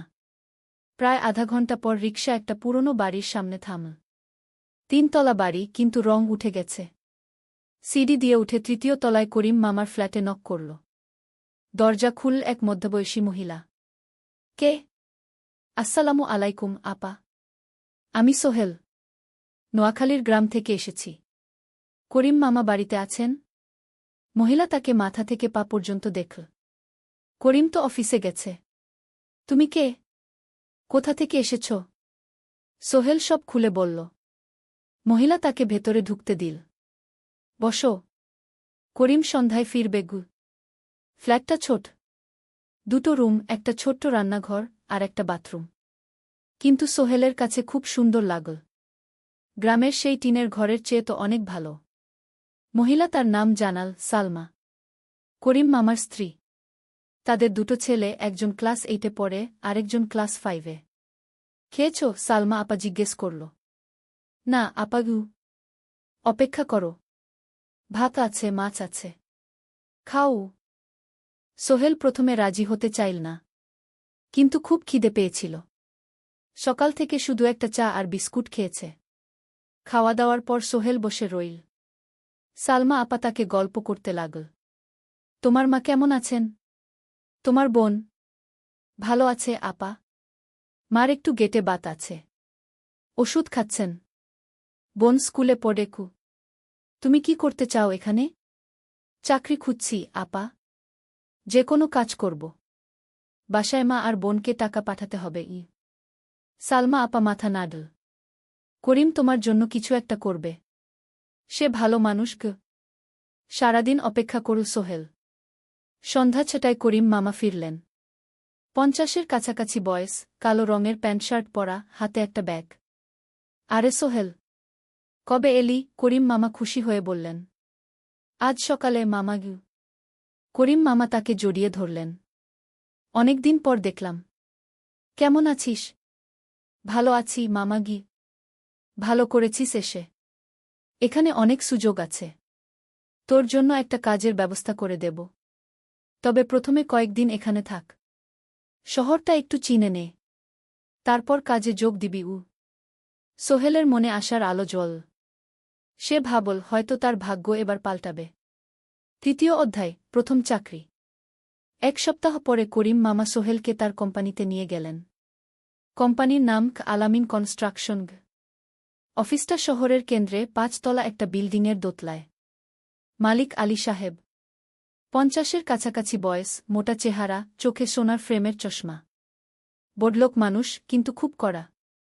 এই ছেলেটাকে কি কাজে লাগাবেন? আলী সাহেব করিম মামাকে জিজ্ঞেস করলেন। স্যার, ও আমার আত্মীয়। গ্রাম থেকে এসেছে। খুব পরিশ্রমী। যে কোনো কাজে লাগাতে পারেন। আলী সাহেব সোহেলের দিকে তাকালেন। তুমি কি পড়েছ? Sir, SSC pass. জিপিএ অর্ধচতু। হুম। ভালো। কম্পিউটার চালাতে পারো? না স্যার, পারি না। কিন্তু শিখতে চাই। আলী সাহেব একটু ভাবলেন। ঠিক আছে। তোমাকে অফিসের কাজে রাখব। ফাইল গুছানো, চা বানানো, কাগজপত্র নিয়ে যাওয়া না, এসব। মাসে 5,000 টাকা। রাজি আছো? জি স্যার। সোহেল খুশি হয়ে গেল। 5,000 টাকা। রিকশা চালিয়ে 3,500 পেত। এখানে 5,000। কাজ শুরু হলো পরদিন থেকে। সকাল 8টায় অফিসে যেতে হয়, ফিরতে হয় সন্ধ্যা 7টায়। প্রথম দিন সোহেল ঘুম থেকে উঠল ভোর 5টায়। তৈরি হয়ে 7:30টায় অফিসের উদ্দেশ্যে বের হল। করিম মামার বাড়ি থেকে অফিস প্রায় 5 কিলোমিটার। বাসে যেতে হয়। অফিসে পৌঁছে সোহেল দেখল সেই প্রথম আলী সাহেব এখনও আসেননি। অফিস খোলা ছিল না। 8-10 মিনিট পর একজন লোক এসে অফিস খুল। তুমি নতুন? জি। আমি সোহেল। আমি জাহিদ, অ্যাসিস্ট্যান্ট ম্যানেজার। এসও। জাহিদ ভাই সোহেলকে সব কিছু দেখাল। অফিসে মোট 6 জন কর্মচারী। 2 জন ইঞ্জিনিয়ার, একজন অ্যাকাউন্ট্যান্ট, একজন অ্যাসিস্ট্যান্ট ম্যানেজার, জাহিদ ভাই, একজন রিসেপশনিস্ট, আর এখন সোহেল। সোহেলের কাজ শুরু হলো চা বানানো দিয়ে। তারপর অফিস পরিষ্কার করা, ফাইল গুছানো, কাগজপত্র এক জায়গা থেকে আরেক জায়গায় নিয়ে যাওয়া। কাজ কঠিন না, কিন্তু সারাদিন দৌড়ঝাঁপ করতে হয়।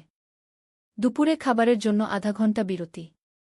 সোহেল একটা ছোট হোটেলে গিয়ে ভাতরাল তরকারি খেল। 50 টাকা। সন্ধ্যায় অফিস বন্ধ হল। সোহেল ক্লান্ত হয়ে বাসায় ফিরল। কেমন লাগল প্রথম দিন? করিম মামা জিজ্ঞেস করলেন। ভালো মামা। অনেক কিছু শিখলাম। প্রথম মাসের শেষে সোহেল বেতন পেল 5,000 টাকা। সে 3,000 টাকা মাকে পাঠাল। মা ফোনে কাঁদতে লাগলেন। আল্লাহ তোকে ভালো রাখুক সোহেল। সোহেলের চোখেও জল এলো। তার মনে হল সে একটা বড় কাজ করতে পেরেছে। চতুর্থ অধ্যায়, শহরের জীবন। 3 মাস কেটে গেল। সোহেল এখন শহরের সাথে মিশে গেছে। প্রতিদিন অফিসে যাও আসার পথে সে দেখে হাজারো মানুষের জীবন। কেউ সফল, কেউ ব্যর্থ, কিন্তু সবাই চলছে নিজের পথে। সোহেল অফিসের কাজের পাশাপাশি কম্পিউটার শেখার চেষ্টা করছে। অফিসে একটা কম্পিউটার আছে। যখন কেউ ব্যবহার করে না, তখন সোহেল একটু একটু শিখার চেষ্টা করে। জাহিদ ভাই তাকে সাহায্য করেন। সোহেল, তুমি যদি কম্পিউটার ভালোভাবে শিখতে পারো, তাহলে তোমার ভবিষ্যৎ উজ্জ্বল। জাহিদ ভাই একদিন বললেন। কিভাবে শিখব ভাই? ট্রেনিং সেন্টারে যাও। সন্ধ্যায় ক্লাস আছে। মাসে 2,000 টাকা লাগবে গে। সোহেল ভাবল। 2,000 টাকা অনেক, কিন্তু এটা বিনিয়োগ, ভবিষ্যতের জন্য। সে একটা ট্রেনিং সেন্টারে ভর্তি হল। সপ্তাহে 3 দিন, সন্ধ্যা 7:30 থেকে রাত 9টা পর্যন্ত ক্লাস। কম্পিউটারের basic, MS Word, Excel, PowerPoint, internet ব্যবহার। একদিন অফিস থেকে ফেরার সময় সোহেল একটা দোকানে চা খেতে গেল। দোকানের পাশেই একটা ছোট্ট মুদি দোকান। সেখানে একটা মেয়ে বসে আছে। বয়স হবে 20-এর কাছাকাছি। সাদাসিধে চেহারা, সাদা শাড়ি পরা, কিন্তু চোখে এক ধরনের দৃঢ়তা। ভাইজা, 1 প্যাকেট বিস্কুট দেন কি? সোহেল বলল। মেয়েটা বিস্কুট দিল। 20 টাকা। সোহেল টাকা দিয়ে যাচ্ছিল, হঠাৎ মেয়েটা বলল, আপনি নতুন এসেছেন এই এলাকায়, তাই না? হ্যাঁ। 3 মাস হল। কিভাবে বুঝলেন? আপনার চেহারা দেখেই বোঝা যায়। এখনও গ্রামের ছোঁয়া আছে। আর আপনি প্রতিদিন এই পথ দিয়ে যান। দেখেছি কি? মেয়েটা হাসল। সোহেলও হেসে ফেল। আপনি খুব পর্যবেক্ষক মনে হচ্ছে গি। জীবনে অনেক কিছু দেখেছি, তাই মানুষকে চিনতে শিখেছি গ। আপনার নাম? মিনা। এই দোকান আমার বাবার। উনি অসুস্থ, তাই আমি দেখছি গু। সেদিন থেকে সোহেল প্রায়ই সেই দোকানে যেতে শুরু করল। মিনার সাথে গল্প করত। ধীরে ধীরে তাদের মধ্যে একটা বন্ধুত্ব তৈরি হল। মিনাও তার জীবনের গল্প বলল। মিনার মা মারা গেছেন যখন সে মাত্র 7 বছরের। বাবা আব্দুল হামিদ একা হাতে মিনাকে বড় করেছেন। মুদি দোকান দিয়ে সংসার চালান। মিনা কলেজে পড়ে, অনার্স 2nd ইয়ার। সকালে কলেজে যায়, দুপুরে ফিরে এসে দোকান সামলায়। বাবার হার্টের সমস্যা আছে, তাই ভারী কাজ করতে পারেন না। তোমার স্বপ্ন কি? একদিন সোহেল জিজ্ঞেস করল। গ্র্যাজুয়েশন শেষ করে একটা ভালো চাকরি করব। তারপর বাবাকে ভালো চিকিৎসা করাব। তুমি? আমিও চাকরি করে পরিবারকে ভালোভাবে দেখভাল করতে চাই। মা আর বোনকে নিয়ে শহরে আনব একদিন গু। দুজনেই নিজেদের স্বপ্নের কথা বলতে গিয়ে বুঝল তাদের স্বপ্ন অনেকটা একই রকম। পঞ্চম অধ্যায়, বিপদ। 6 মাস কেটে গেল। সোহেল এখন আলী সাহেবের খুব প্রিয় কর্মচারী। সে শুধু চা বিস্কুট দেওয়ার কাজই করে না, এখন কম্পিউটারেও কিছু কাজ শিখেছে। ছোটখাটো টাইপিং, ডেটা এন্ট্রি এসব করতে পারে। আলী সাহেব খুশি হয়ে তার বেতন বাড়িয়ে 8,000 টাকা করে দিয়েছেন। একদিন রাতে সোহেল অফিস থেকে ফিরছিল। সেদিন একটু দেরি হয়ে গেছে। রাত প্রায় 9টা। সাধারণত সোহেল সন্ধ্যা 7:30টায় ফিরে। কিন্তু সেদিন অফিসে একটা জরুরি কাজ ছিল। বাস থেকে নেমে সোহেল বাড়ির দিকে হাঁটছিল। হঠাৎ একটা অন্ধকার গলিতে 3 জন লোক তাকে ঘিরে ধরল। তাদের চেহারা দেখেই বোঝা যাচ্ছিল ভালো উদ্দেশ্য নিয়ে আসেনি। টাকা দে, তাড়াতাড়ি, একজন বলল। তার হাতে একটা ছুরি। সোহেল ভয় পেয়ে গেল। ভাই, আমার কাছে খুব কম টাকা আছে গি। যা আছে দে, তাড়াতাড়ি করো। সোহেল কাঁপতে কাঁপতে তার পকেট থেকে 5 টাকা বের করে দিল। এই টাকা দিয়ে সে বাজার করবে ভেবেছিল। কিন্তু ছিনতাইকারীরা সন্তুষ্ট হল না। শুধু 5 টাকা? তোর ব্যাগে কি আছে? তারা সোহেলের ব্যাগ কেড়ে নিল। ব্যাগে ছিল তার মোবাইল, কম্পিউটার ট্রেনিং সেন্টারের সার্টিফিকেট আর কিছু গুরুত্বপূর্ণ কাগজপত্র। না ভাই, ব্যাগটা ফেরত দেন। ওতে আমার জরুরি জিনিস আছে। মোবাইল নিয়ে নেন, কিন্তু ব্যাগটা দেন গু।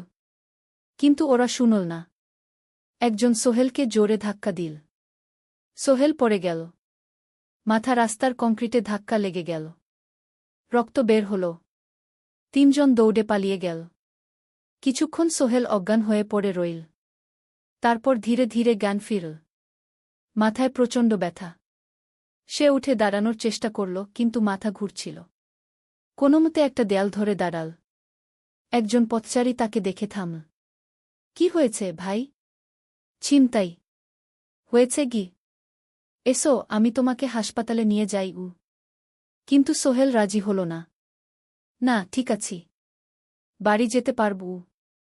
সে কোনোমতে করিম মামার বাড়িতে পৌঁছাল। দরজা খুলেই সালমা আপা চিৎকার করে উঠলেন। ও আল্লাহ! কি হয়েছে? করিম মামা দৌড়ে এলেন। সোহেলকে ভেতরে নিয়ে গেলেন। তার মাথায় জল ঢেলে রক্ত পরিষ্কার করলেন। ক্ষতটা বেশ গভীর। হাসপাতালে যেতে হবে কি? করিম মামা বললেন।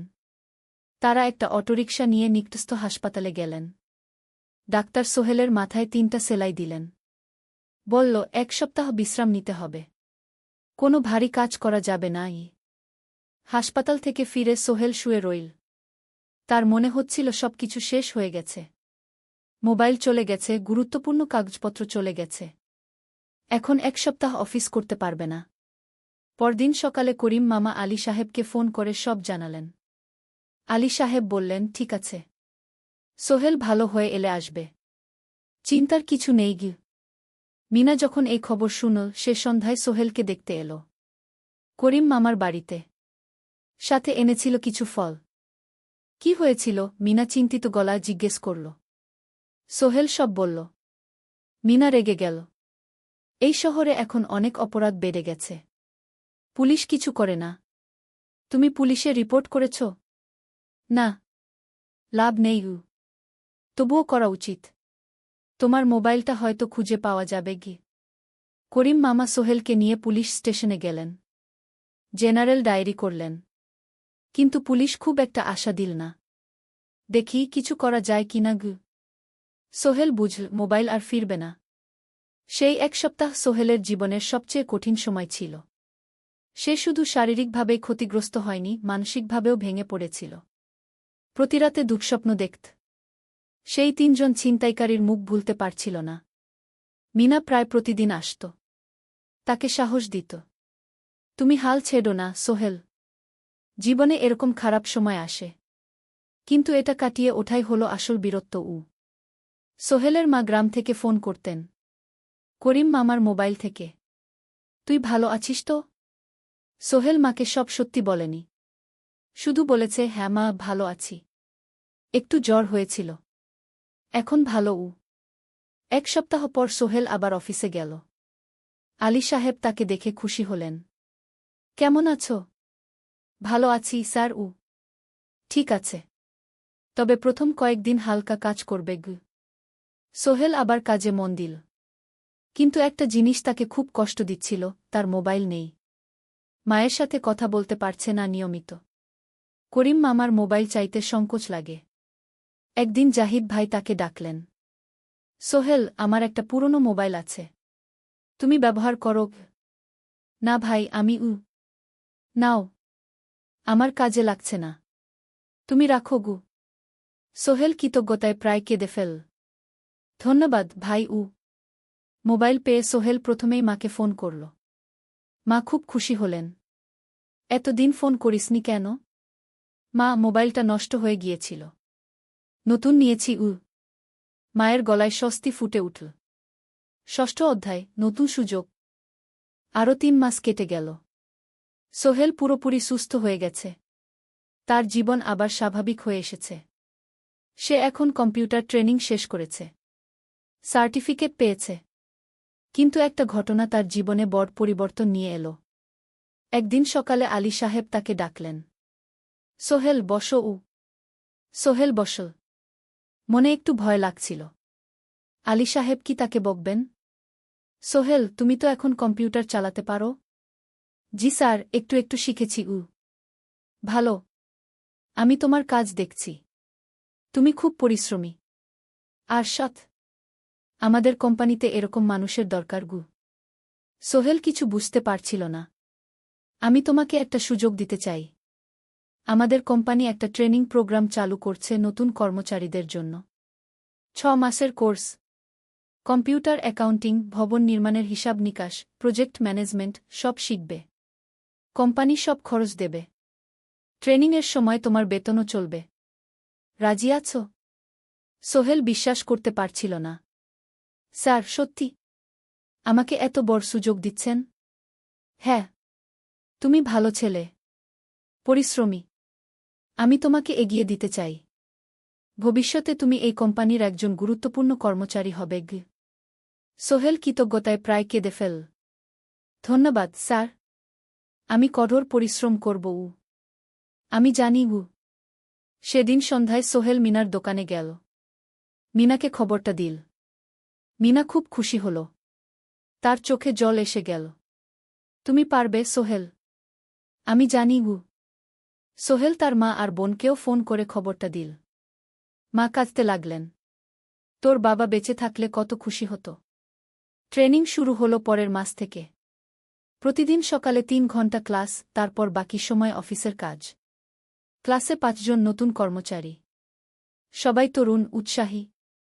শিক্ষক ছিলেন একজন অভিজ্ঞ ইঞ্জিনিয়ার। নাম রহিম স্যার। তিনি খুব ভালোভাবে সব কিছু বুঝাতেন। কম্পিউটার অ্যাকাউন্টিং, এক্সেলে জটিল ক্যালকুলেশন, প্রজেক্টের বাজেট তৈরি, সময় ব্যবস্থাপনা সব। সোহেল পুরো মনোযোগ দিয়ে শিখতে লাগল। সন্ধ্যায় বাড়ি ফিরে প্র্যাকটিস করত।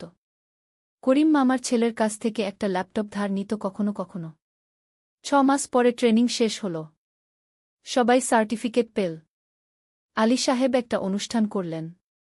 সোহেল সেরা পারফর্মার হিসেবে একটা বিশেষ পুরস্কার পেল, 5,000 টাকা বোনাস। আলী সাহেব ঘোষণা করলেন, সোহেল, আজ থেকে তুমি আমাদের জুনিয়র অ্যাকাউন্ট অ্যাসিস্ট্যান্ট। তোমার বেতন 15,000 টাকা সোহেল অবাক হয়ে গেল।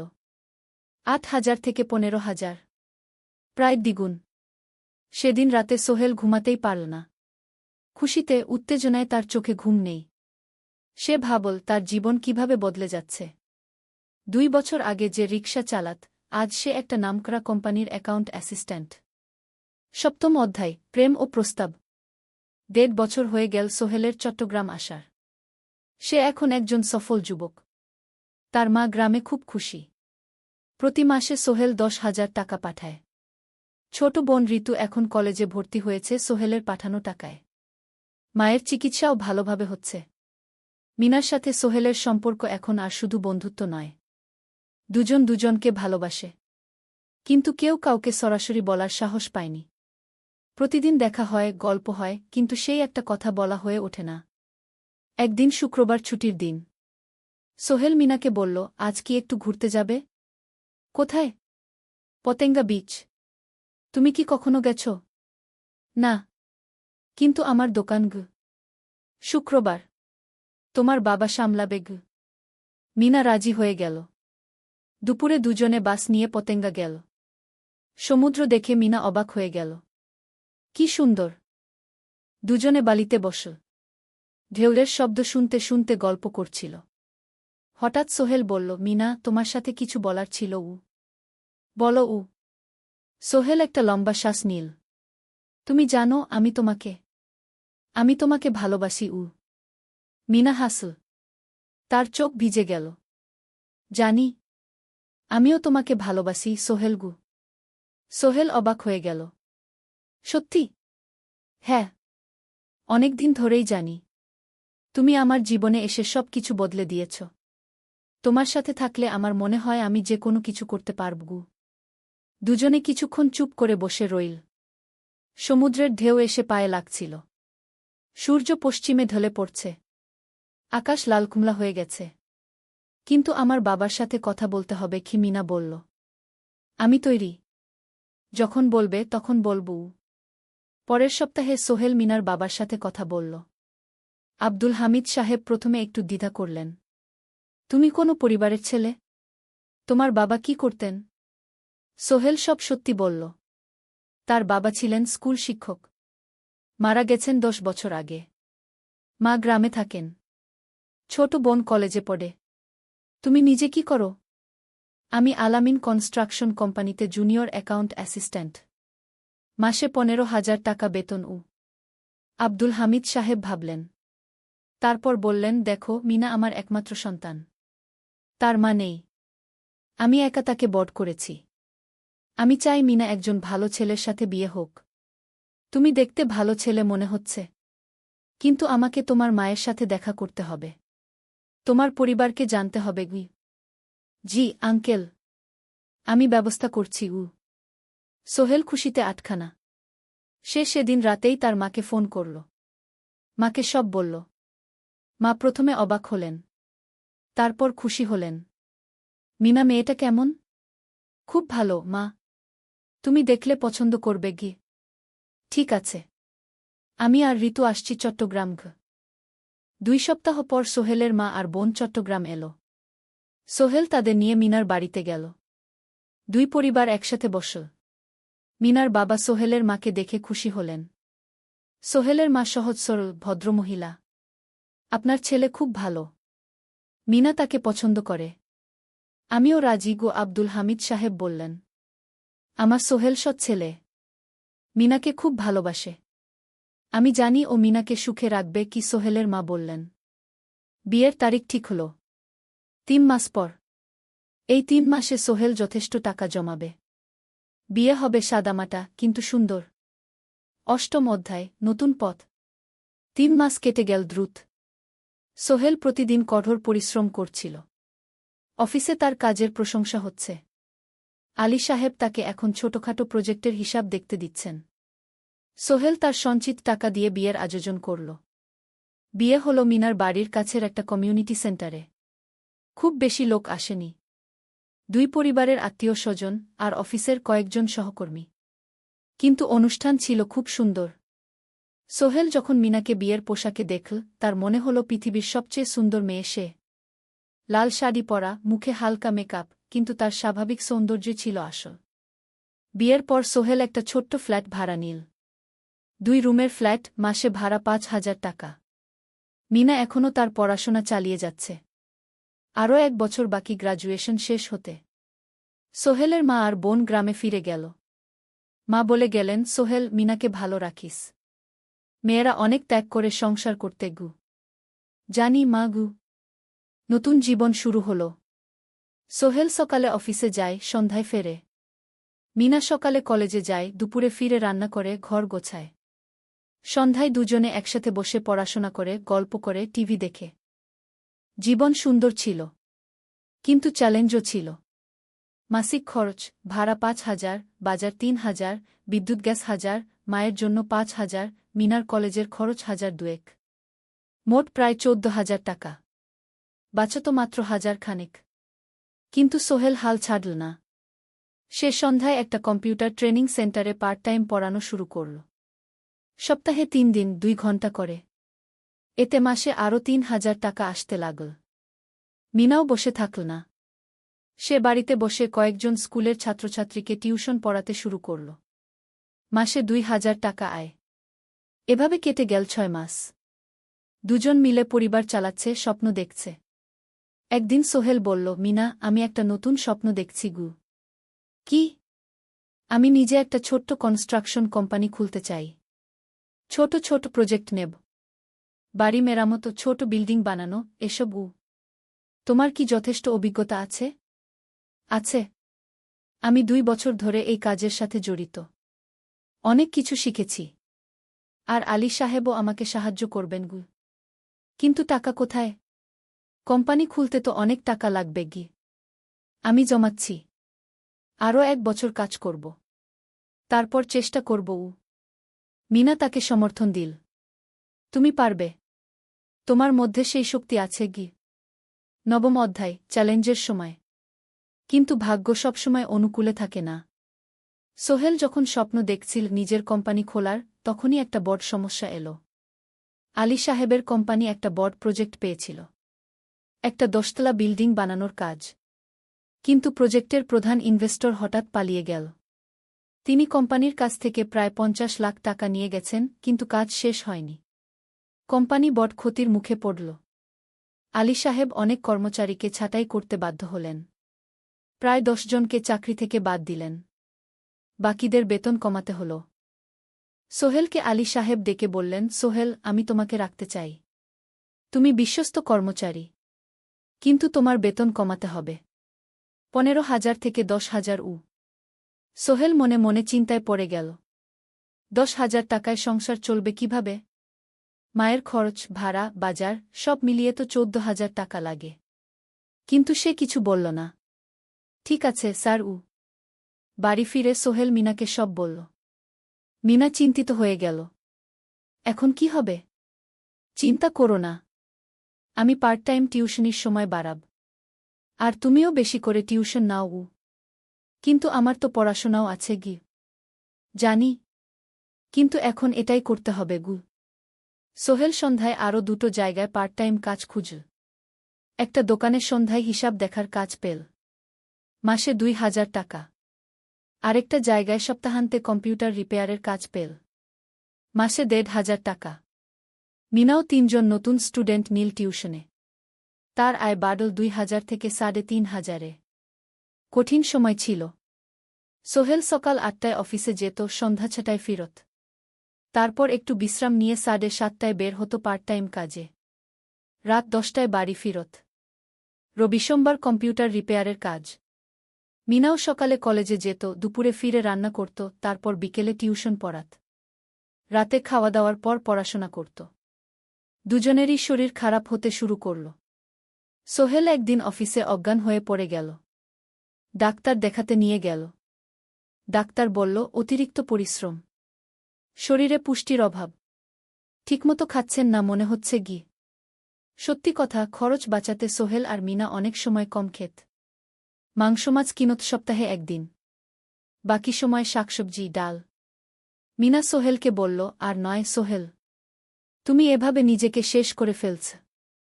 আমার পড়াশোনা বন্ধ করে দিই। আমি ফুল টাইম চাকরি করি গি। না, সোহেল জোর দিয়ে বলল। তোমার পড়াশোনা বন্ধ হবে না। আরও মাত্র ৬ মাস বাকি।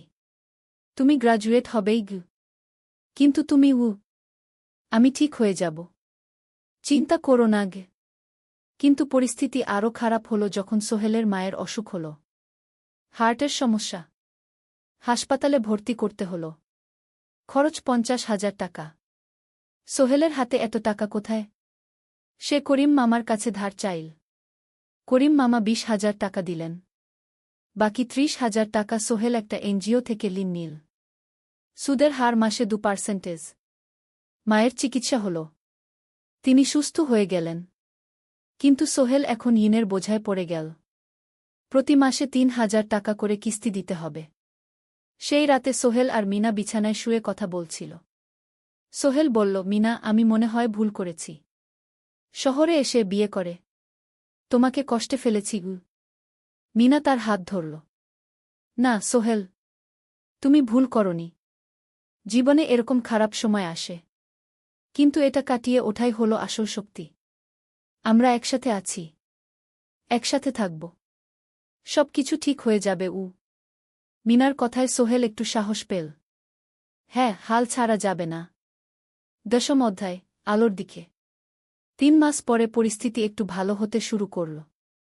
আলী সাহেবের কোম্পানি একটা নতুন প্রজেক্ট পেল, একটা স্কুল বিল্ডিং বানানোর কাজ। কোম্পানি আবার স্থিতিশীল হতে শুরু করল। আলী সাহেব সোহেলকে ডেকে বললেন, সোহেল, আমি তোমার কঠোর পরিশ্রম দেখেছি। খারাপ সময়েও তুমি কোম্পানি ছেড়ে যাওনি। আমি কৃতজ্ঞ। আজ থেকে তোমার বেতন আবার 15,000 টাকা। সোহেল খুশি হয়ে গেল। ধন্যবাদ স্যার। মিনাও গ্র্যাজুয়েশন শেষ করল, ভালো ফলাফল করল। সে এখন চাকরি খুঁজছে। একদিন মিনা একটা প্রাইভেট স্কুলে শিক্ষিকার ইন্টারভিউ দিতে গেল। ইন্টারভিউ ভালো হল, তাকে নিযোগ দেওয়া হল। বেতন 12,000 টাকা। সেদিন সন্ধ্যায় দুজনে মিলে একটা ছোট্ট পার্টি করল। একটা বিরিয়ানি কিনল, কোমল পানীয় কিনল। দুজনে মিলে খেল। আমরা পেরেছি, সোহেল মিনা বলল। হ্যাঁ, আমরা পেরেছি। এখন দুজনের মিলিয়ে আয় 27,000 টাকা। খরচ চালানোর পর প্রায় 10,000 টাকা বাঁচে। সোহেল এই টাকা দিয়ে লেন শোধ করতে শুরু করল। পার্ট টাইম কাজগুলো ছেড়ে দিল। শরীরের যত্ন নেওয়া শুরু করল। আরও 6 মাস পরে সোহেলের কাছে একটা বড় সুযোগ এল। আলী সাহেব একদিন তাকে ডাকলেন। সোহেল, তুমি কি নিজের ব্যবসা করতে চাও? স্যার, আমি তোমাকে একটা ছোট্ট প্রজেক্ট দিতে চাই। একটা 3 তলা বিল্ডিংয়ের কনস্ট্রাকশন। তুমি ম্যানেজ করবে, আমি শুধু সুপারভাইজ করব। লাভের 50% তোমার। সোহেল ভাবল, এটা একটা বড় সুযোগ, কিন্তু ঝুঁকিও আছে। যদি কাজটা ভালোভাবে না হয়? স্যার, আমি চেষ্টা করব, কিন্তু যদি ভুল হয়? ভুল হবে না। আমি তোমার উপর বিশ্বাস রাখছি, তুমি পারবে। সোহেল রাজি হয়ে গেল। এই প্রজেক্ট তার জীবনে টার্নিং পয়েন্ট হতে পারে। 11 অধ্যায়, স্বপ্ন পূরণের পথে। পরের 6 মাস সোহেল খুব কঠোর পরিশ্রম করল। প্রজেক্টটা ম্যানেজ করা সহজ ছিল না। শ্রমিক নিযোগ, ম্যাটেরিয়াল কেনা, কাজের তদারকি, সময়মতো কাজ শেষ করা, সব দায়িত্ব তার। প্রথম 2 মাস খুব চাপের মধ্যে গেল। একদিন একজন শ্রমিক কাজ করতে গিয়ে আহত হল। সোহেল তাকে হাসপাতালে নিয়ে গেল, তার চিকিৎসার খরচ দিল। এতে প্রজেক্টের বাজেট একটু বাড়ল, কিন্তু সোহেল জানত এটা করা দরকার। আরেকদিন ভুল ম্যাটেরিয়াল ডেলিভারি হল। সোহেল সেগুলো ফেরত পাঠাল, সঠিক জিনিস আনাল। এতে 3 দিন দেরি হল, কিন্তু কাজের মান ঠিক রইল। মিনা তাকে সবসময় সাপোর্ট করছিল। সে এখন চাকরিতে স্থিতিশীল। স্কুলের বাচ্চারা তাকে পছন্দ করে। প্রিন্সিপাল তার কাজে খুশি। প্রজেক্ট শেষ হল 6 মাসে। সময়মতো, বাজেটের মধ্যে। বিল্ডিংয়ের মালিক খুব খুশি হলেন। তিনি আলী সাহেবকে ধন্যবাদ দিলেন। আলী সাহেব বললেন, ধন্যবাদ আমাকে না, এই ছেলেকে দিন। সোহেল পুরো প্রজেক্ট ম্যানেজ করেছে। প্রজেক্ট থেকে মোট লাভ হল 3 লাখ টাকা। সোহেল পেল 1.5 লাখ টাকা। তার জীবনে এত টাকা এই প্রথম। সে করিম মামার ঋণ শোধ করল। এনজিওর বাকি ঋণ শোধ করল। তারপর তার মাকে 50,000 টাকা পাঠাল। মা দিয়ে গ্রামের বাড়িটা একটু মেরামত করাল, বোন ঋতুর জন্য একটা ল্যাপটপ কিনল। বাকি টাকা দিয়ে সোহেল একটা ব্যাংক অ্যাকাউন্টে জমা রাখল, ভবিষ্যতের জন্য। আলী সাহেব সোহেলকে আরও 2টো প্রজেক্ট দিলেন, এবার একটু বড়। সোহেল আত্মবিশ্বাসের সাথে সেগুলোও শেষ করল। 2 বছর পরে সোহেল সিদ্ধান্ত নিল, এবার নিজের কোম্পানি খোলার সময় এসেছে। 10 অধ্যায়, নতুন শুরু। সোহেল তার সব জমানো টাকা দিয়ে একটা ছোট্ট অফিস ভাড়া নিল। 2 রুমের অফিস। একটা রুমে কাজের জায়গা, আরেকটায় ছোট্ট মিটিং রুম। অফিসের সামনে একটা বোর্ড লাগাল, Sohel construction and development. Meena তাকে সাহায্য করছিল। সে অফিসের অ্যাকাউন্টস দেখত সন্ধ্যায় স্কুল থেকে ফিরে। দুজন মিলে একটা টিম। প্রথমে ছোট ছোট কাজ নিল। বাড়ি মেরামত, দোকান সংস্কার, ছোট বিল্ডিং কনস্ট্রাকশন। কাজের মান ভালো রাখার চেষ্টা করল। সময়মতো শেষ করল। দাম ন্যায্য রাখল। ধীরে ধীরে সোহেলের সুনাম ছড়িয়ে পড়ল। মানুষ তাকে বিশ্বাস করত। তার কাছে নতুন নতুন কাজ আসতে লাগল। প্রথম বছর খুব কষ্ট হল। কখনো লাভ হতো, কখনো লস। কিন্তু সোহেল থেমে থাকল না। সে শিখতে লাগল ব্যবসা কিভাবে চালাতে হয়। দ্বিতীয় বছরে পরিস্থিতি ভালো হল। সোহেল এখন 3 জন স্থায়ী কর্মচারী নিযোগ দিল। একজন ইঞ্জিনিয়ার, একজন সুপারভাইজার, একজন অফিস সহায়ক। তৃতীয় বছরে একটা বড় প্রজেক্ট পেল। একটা স্কুল বিল্ডিং বানানোর কাজ। 5 তলা বিল্ডিং। সোহেল পুরো মনোযোগ দিয়ে কাজটা করল। শ্রমিকদের ভালো বেতন দিল, ভালো ম্যাটেরিয়াল ব্যবহার করল, সময়মতো কাজ শেষ করল। স্কুল কর্তৃপক্ষ খুব খুশি হল। তারা সোহেলের কাজের প্রশংসা করল। এই প্রজেক্ট থেকে সোহেল প্রায় 5 লাখ টাকা লাভ করল। এই টাকা দিয়ে সে আরও ভালো একটা অফিস নিল। আরও কর্মচারী নিযোগ দিল। এখন তার কোম্পানিতে 10 জন স্থায়ী কর্মচারী। প্রজেক্ট অনুযায়ী আরও শ্রমিক নিযোগ দেওয়া হয়। 13 অধ্যায়, পরিবার। এদিকে সোহেল আর মিনার সংসারেও খুশির খবর এল। মিনা গর্ভবতী। 9 মাস পর তাদের একটা মেয়ে হল। নাম রাখল সারা। সারা যখন জন্মাল, সোহেলের মা আর বোন চট্টগ্রামে এল। মা 1 মাস থেকে গেলেন। মিনাকে সাহায্য করলেন। সোহেল এখন একটা বড় ফ্ল্যাট ভাড়া নিয়েছে। 3 রুমের ফ্ল্যাট। একটা রুমে সোহেল, মিনা, একটায় সারা, আরেকটায় অতিথি রুম। মায়ের জন্য সোহেল সিদ্ধান্ত নিল তাকে চট্টগ্রামে নিয়ে আসবে। গ্রামে একা থাকা ঠিক না। কিন্তু মা রাজি হলেন না। না বাবা, আমি গ্রামেই থাকব। এখানে আমার পরিচিত মানুষ আছে। তোর বোনকে নিয়ে যা। ও ঢাকায় পড়ছে, চট্টগ্রামে এনে ভালো কোথাও ভর্তি করিয়ে দেগি। সোহেল তাই করল। ঋতুকে চট্টগ্রাম বিশ্ববিদ্যালয়ে ভর্তি করিয়ে দিল। ঋতু এখন সোহেলের ফ্ল্যাটে থাকে, বিশ্ববিদ্যালয়ে পড়ে। সোহেলের মনে হল তার জীবন এখন পরিপূর্ণ। স্ত্রী, মেয়ে, বোন সবাই তার কাছে। ব্যবসা ভালো চলছে। মা গ্রামে সুখে আছেন। 14 অধ্যায়, সফলতার শিখরে। 5 বছর কেটে গেল। সোহেল এখন একজন সফল উদ্যোক্তা। তার কোম্পানি কি সোহেল কনস্ট্রাকশন অ্যান্ড ডেভেলপমেন্ট এখন চট্টগ্রামে বেশ পরিচিত। প্রায় 30 জন কর্মচারী তার অধীনে কাজ করে। সোহেল এখন শুধু ছোট প্রজেক্ট করে না, বড় বড় প্রজেক্টও করে। একটা 8 তলা বিজনেস কমপ্লেক্স বানানোর কাজ পেয়েছে। একটা হাসপাতাল বিল্ডিং বানাচ্ছে। মিনা এখনও স্কুলে পড়ায়। সে এখন ভাইস প্রিন্সিপাল। সাথে সোহেলের কোম্পানির অ্যাকাউন্টস ম্যানেজার। 2 জন মিলে ব্যবসা চালা। সারা এখন 4 বছরের। স্কুলে ভর্তি হয়েছে। খুব চালাক মেয়ে। ঋতু বিশ্ববিদ্যালয় থেকে গ্রাজুয়েট হয়ে একটা ব্যাংকে চাকরি পেয়েছে। একদিন আলী সাহেব